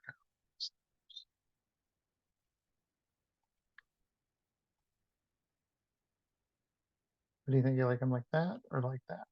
I think I like them without that. There, get rid of that. Keep them there. Noise. All right, so let's finish up our punk rockiness.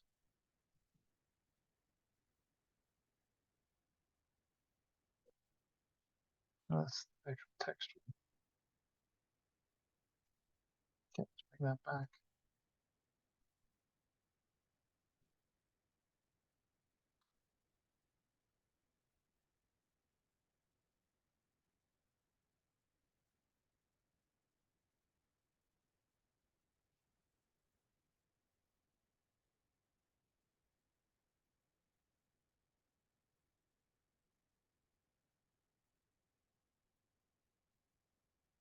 I didn't want to say everything was fine.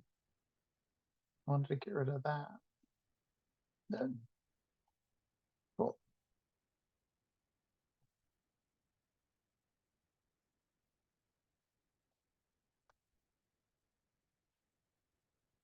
Punk rock. The nice fellow Rama? Anybody? Anybody?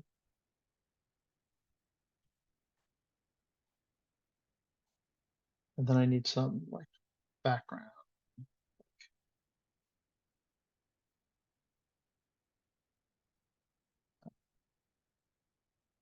Kind of background. Subway station?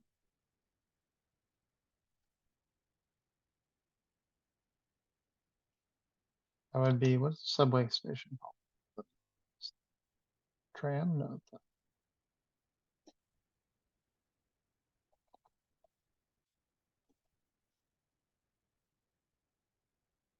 Why aren't you guys here to help me out? All my stuff.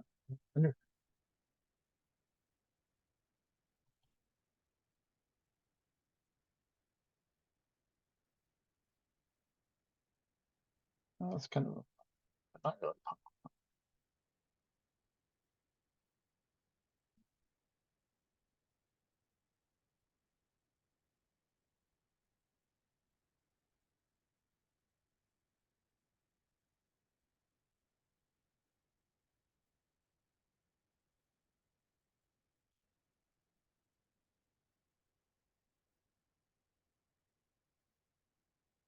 Kind of punk. Keep expecting like something a little more black and white. Maybe this.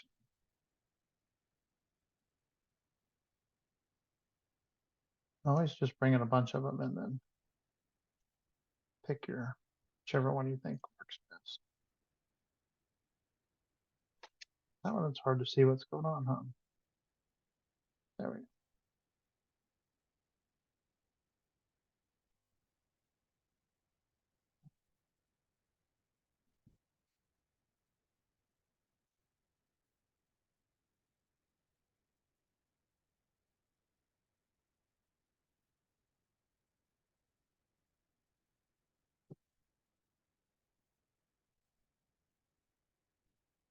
I think these guys would all benefit from lack of color.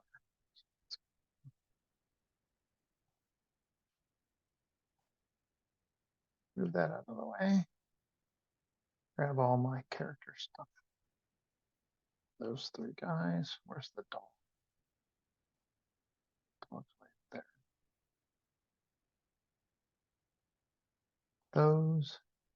I'm gonna duplicate them because I want to be able to access the layers. Yeah, merge those ones together.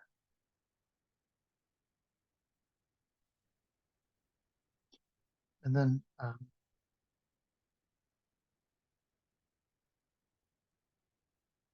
even just running the two layers together, I can get some kind of,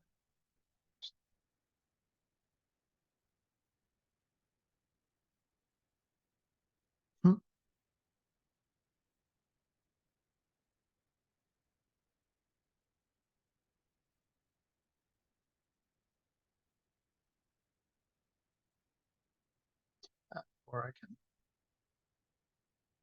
Yeah, wasn't there like a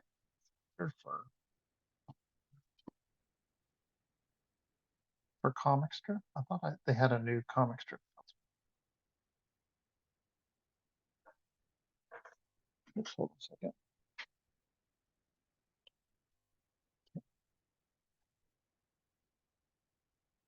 See what Colorize does too.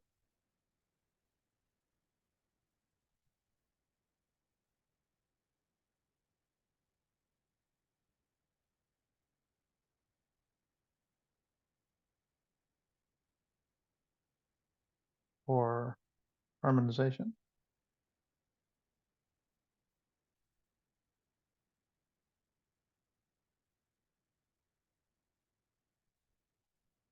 I have the layer selected. What happened to it? Cancel. Yeah, got my layer. Okay, Nerf filter.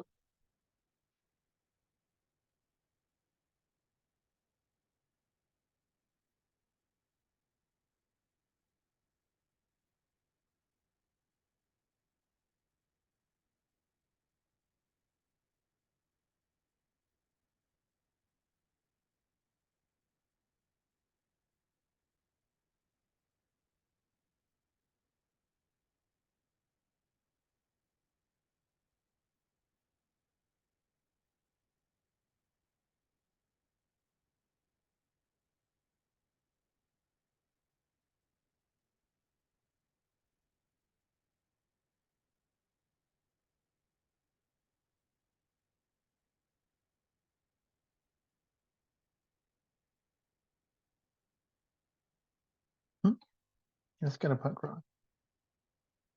These are really just kind of colorizing it.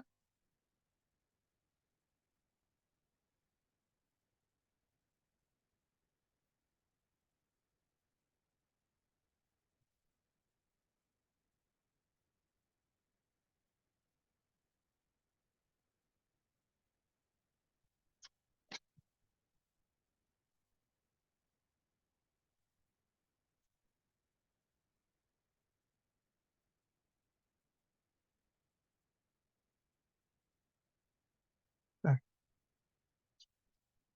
Let's look at the other filter. What's we got? Yeah. Cut out.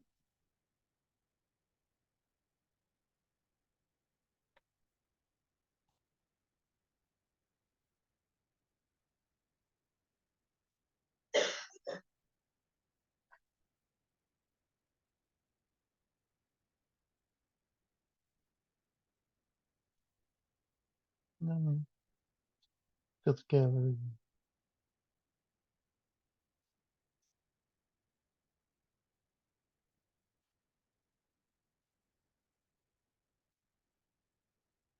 Oh, sketch. After.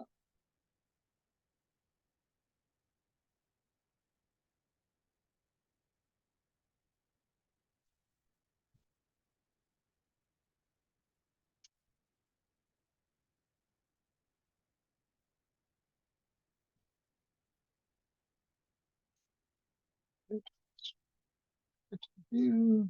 Whoa. That's not really what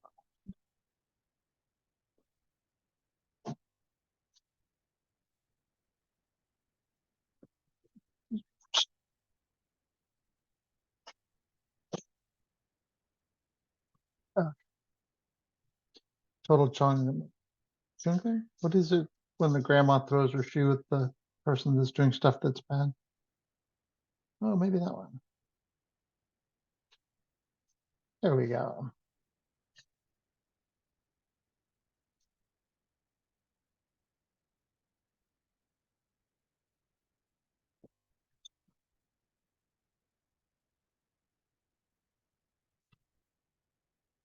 That's really just have to.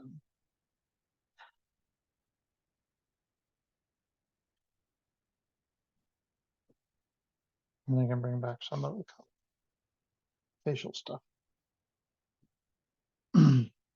Yeah, yeah, yep.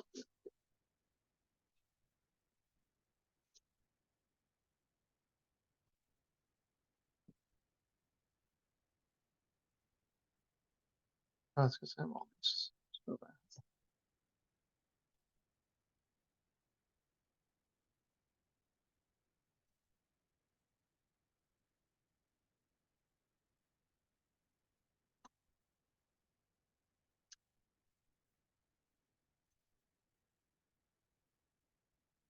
Right, all these.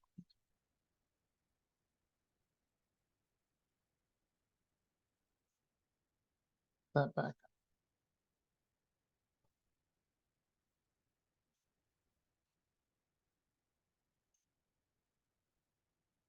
Hue and saturation. Where is it?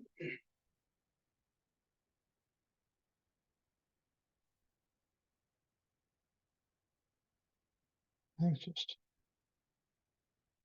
brightness contrast on this. use legacy, up the contrast.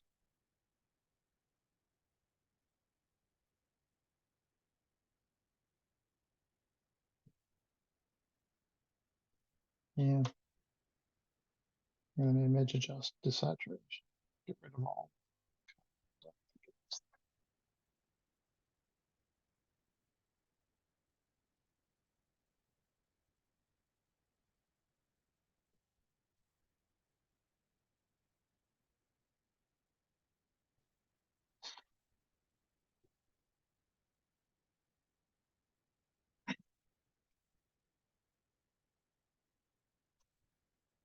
Video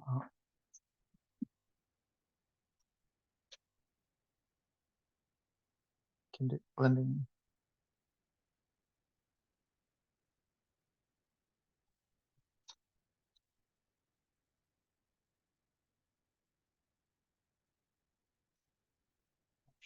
And we can make the drop shadow white.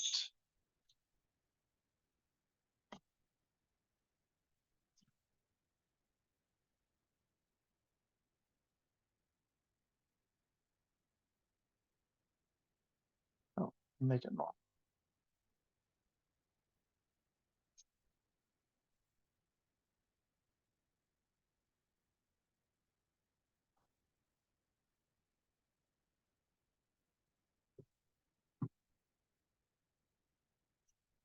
And maybe one more font.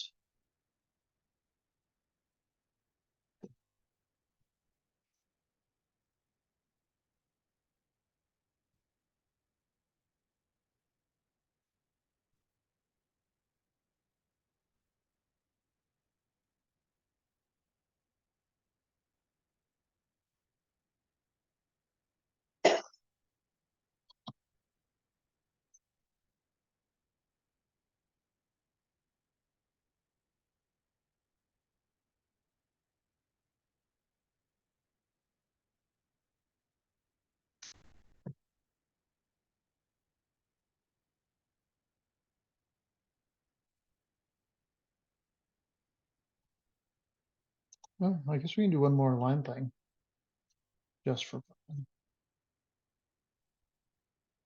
So I showed you how to do text, right? Wherever you hold down when you're if you hold it down, then you can it makes like a paragraph, right? Or if you just click down, then it makes like this, and then you have to manually align it.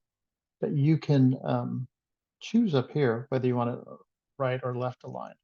So for instance, this now, the text is aligned to this side.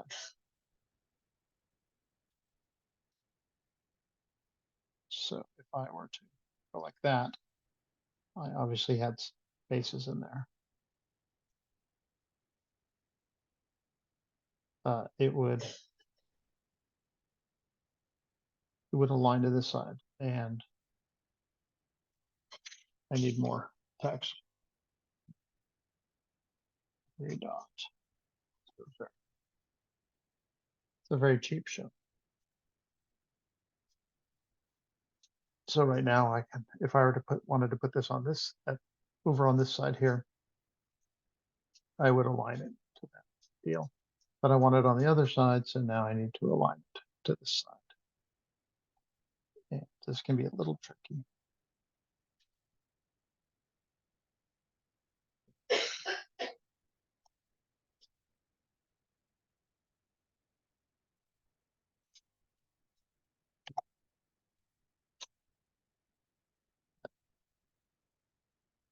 And then I can choose this color. So I've got it going on.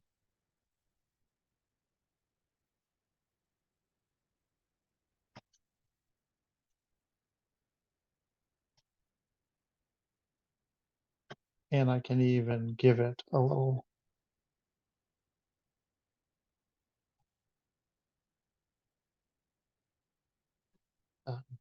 pizzazz. I'm just tilting it, right? I can also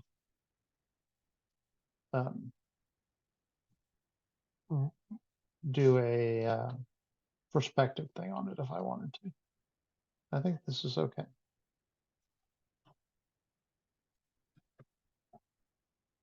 And then can put a text in here if we want to.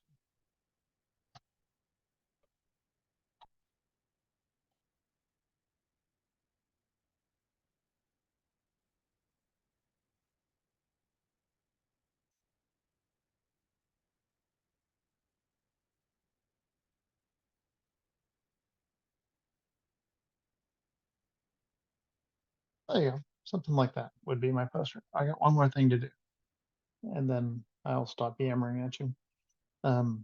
Remember the whole reason we did this thing here is to create space around our object. So I'll take that off. You can see that the poster goes all the way to the end, but I wanted it to have sort of a white deal. And I guess theoretically, I could just come in here to the select the stroke.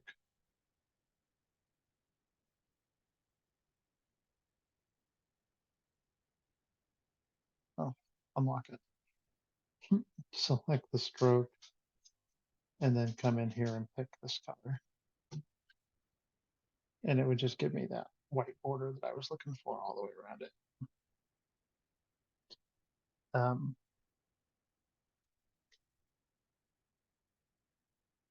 But then I could also, if I rasterize this, select that tool and actually, because all the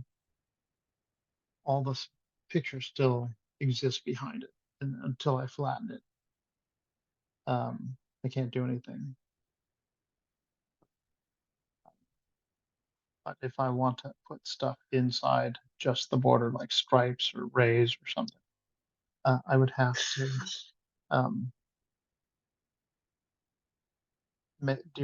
unrasterize it. Derasterize it. I would have to rasterize it, and then select. Then I could select it because remember it's its own deal. And then I could come in here and find a thing like sun rays.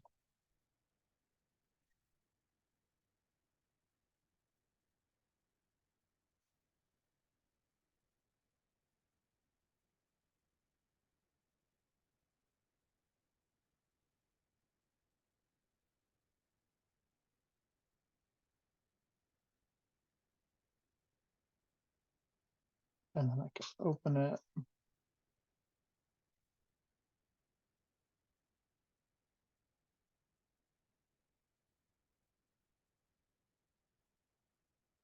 Image. Rotate 90 degrees clockwise. There we go. Select the whole thing. See, doggo, guy with guitar thing. Now I can go Shift P or paste into, as you guys loved with the tattoos. I can't believe so many of you guys watched the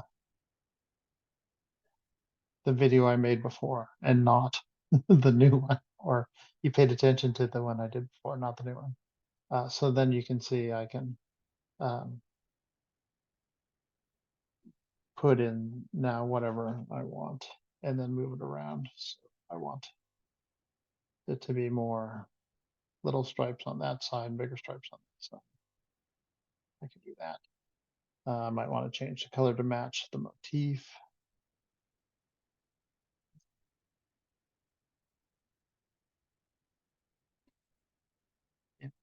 Just use saturation. And I can take all the saturation out, which doesn't look very good. I can make it super light. And I could do that. I could desaturate it and then go in and do brightness and contrast. Or I can find that pink color.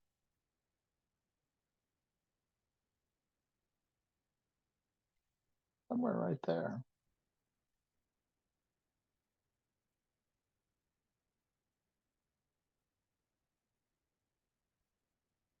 And just contrast that a little bit better.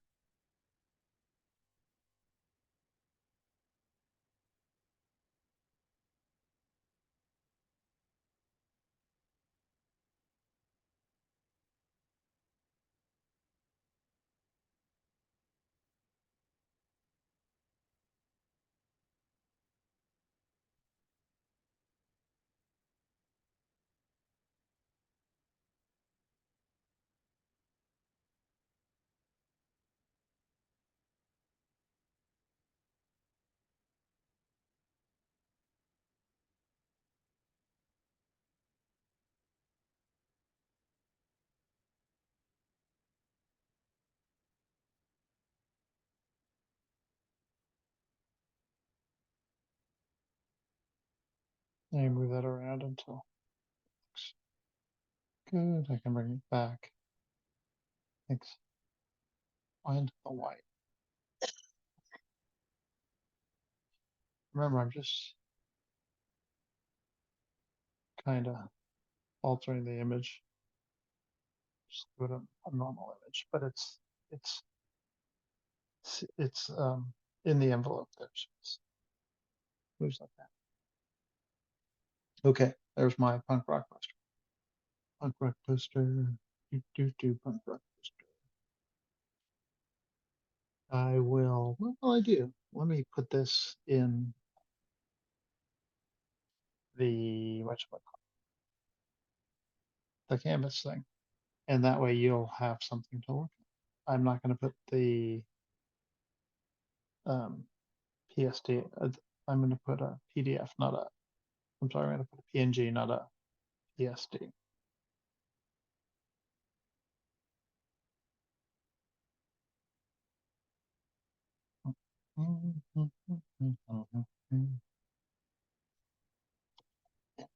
I'll name her many pearls, you and me. All right. Desktop. Save.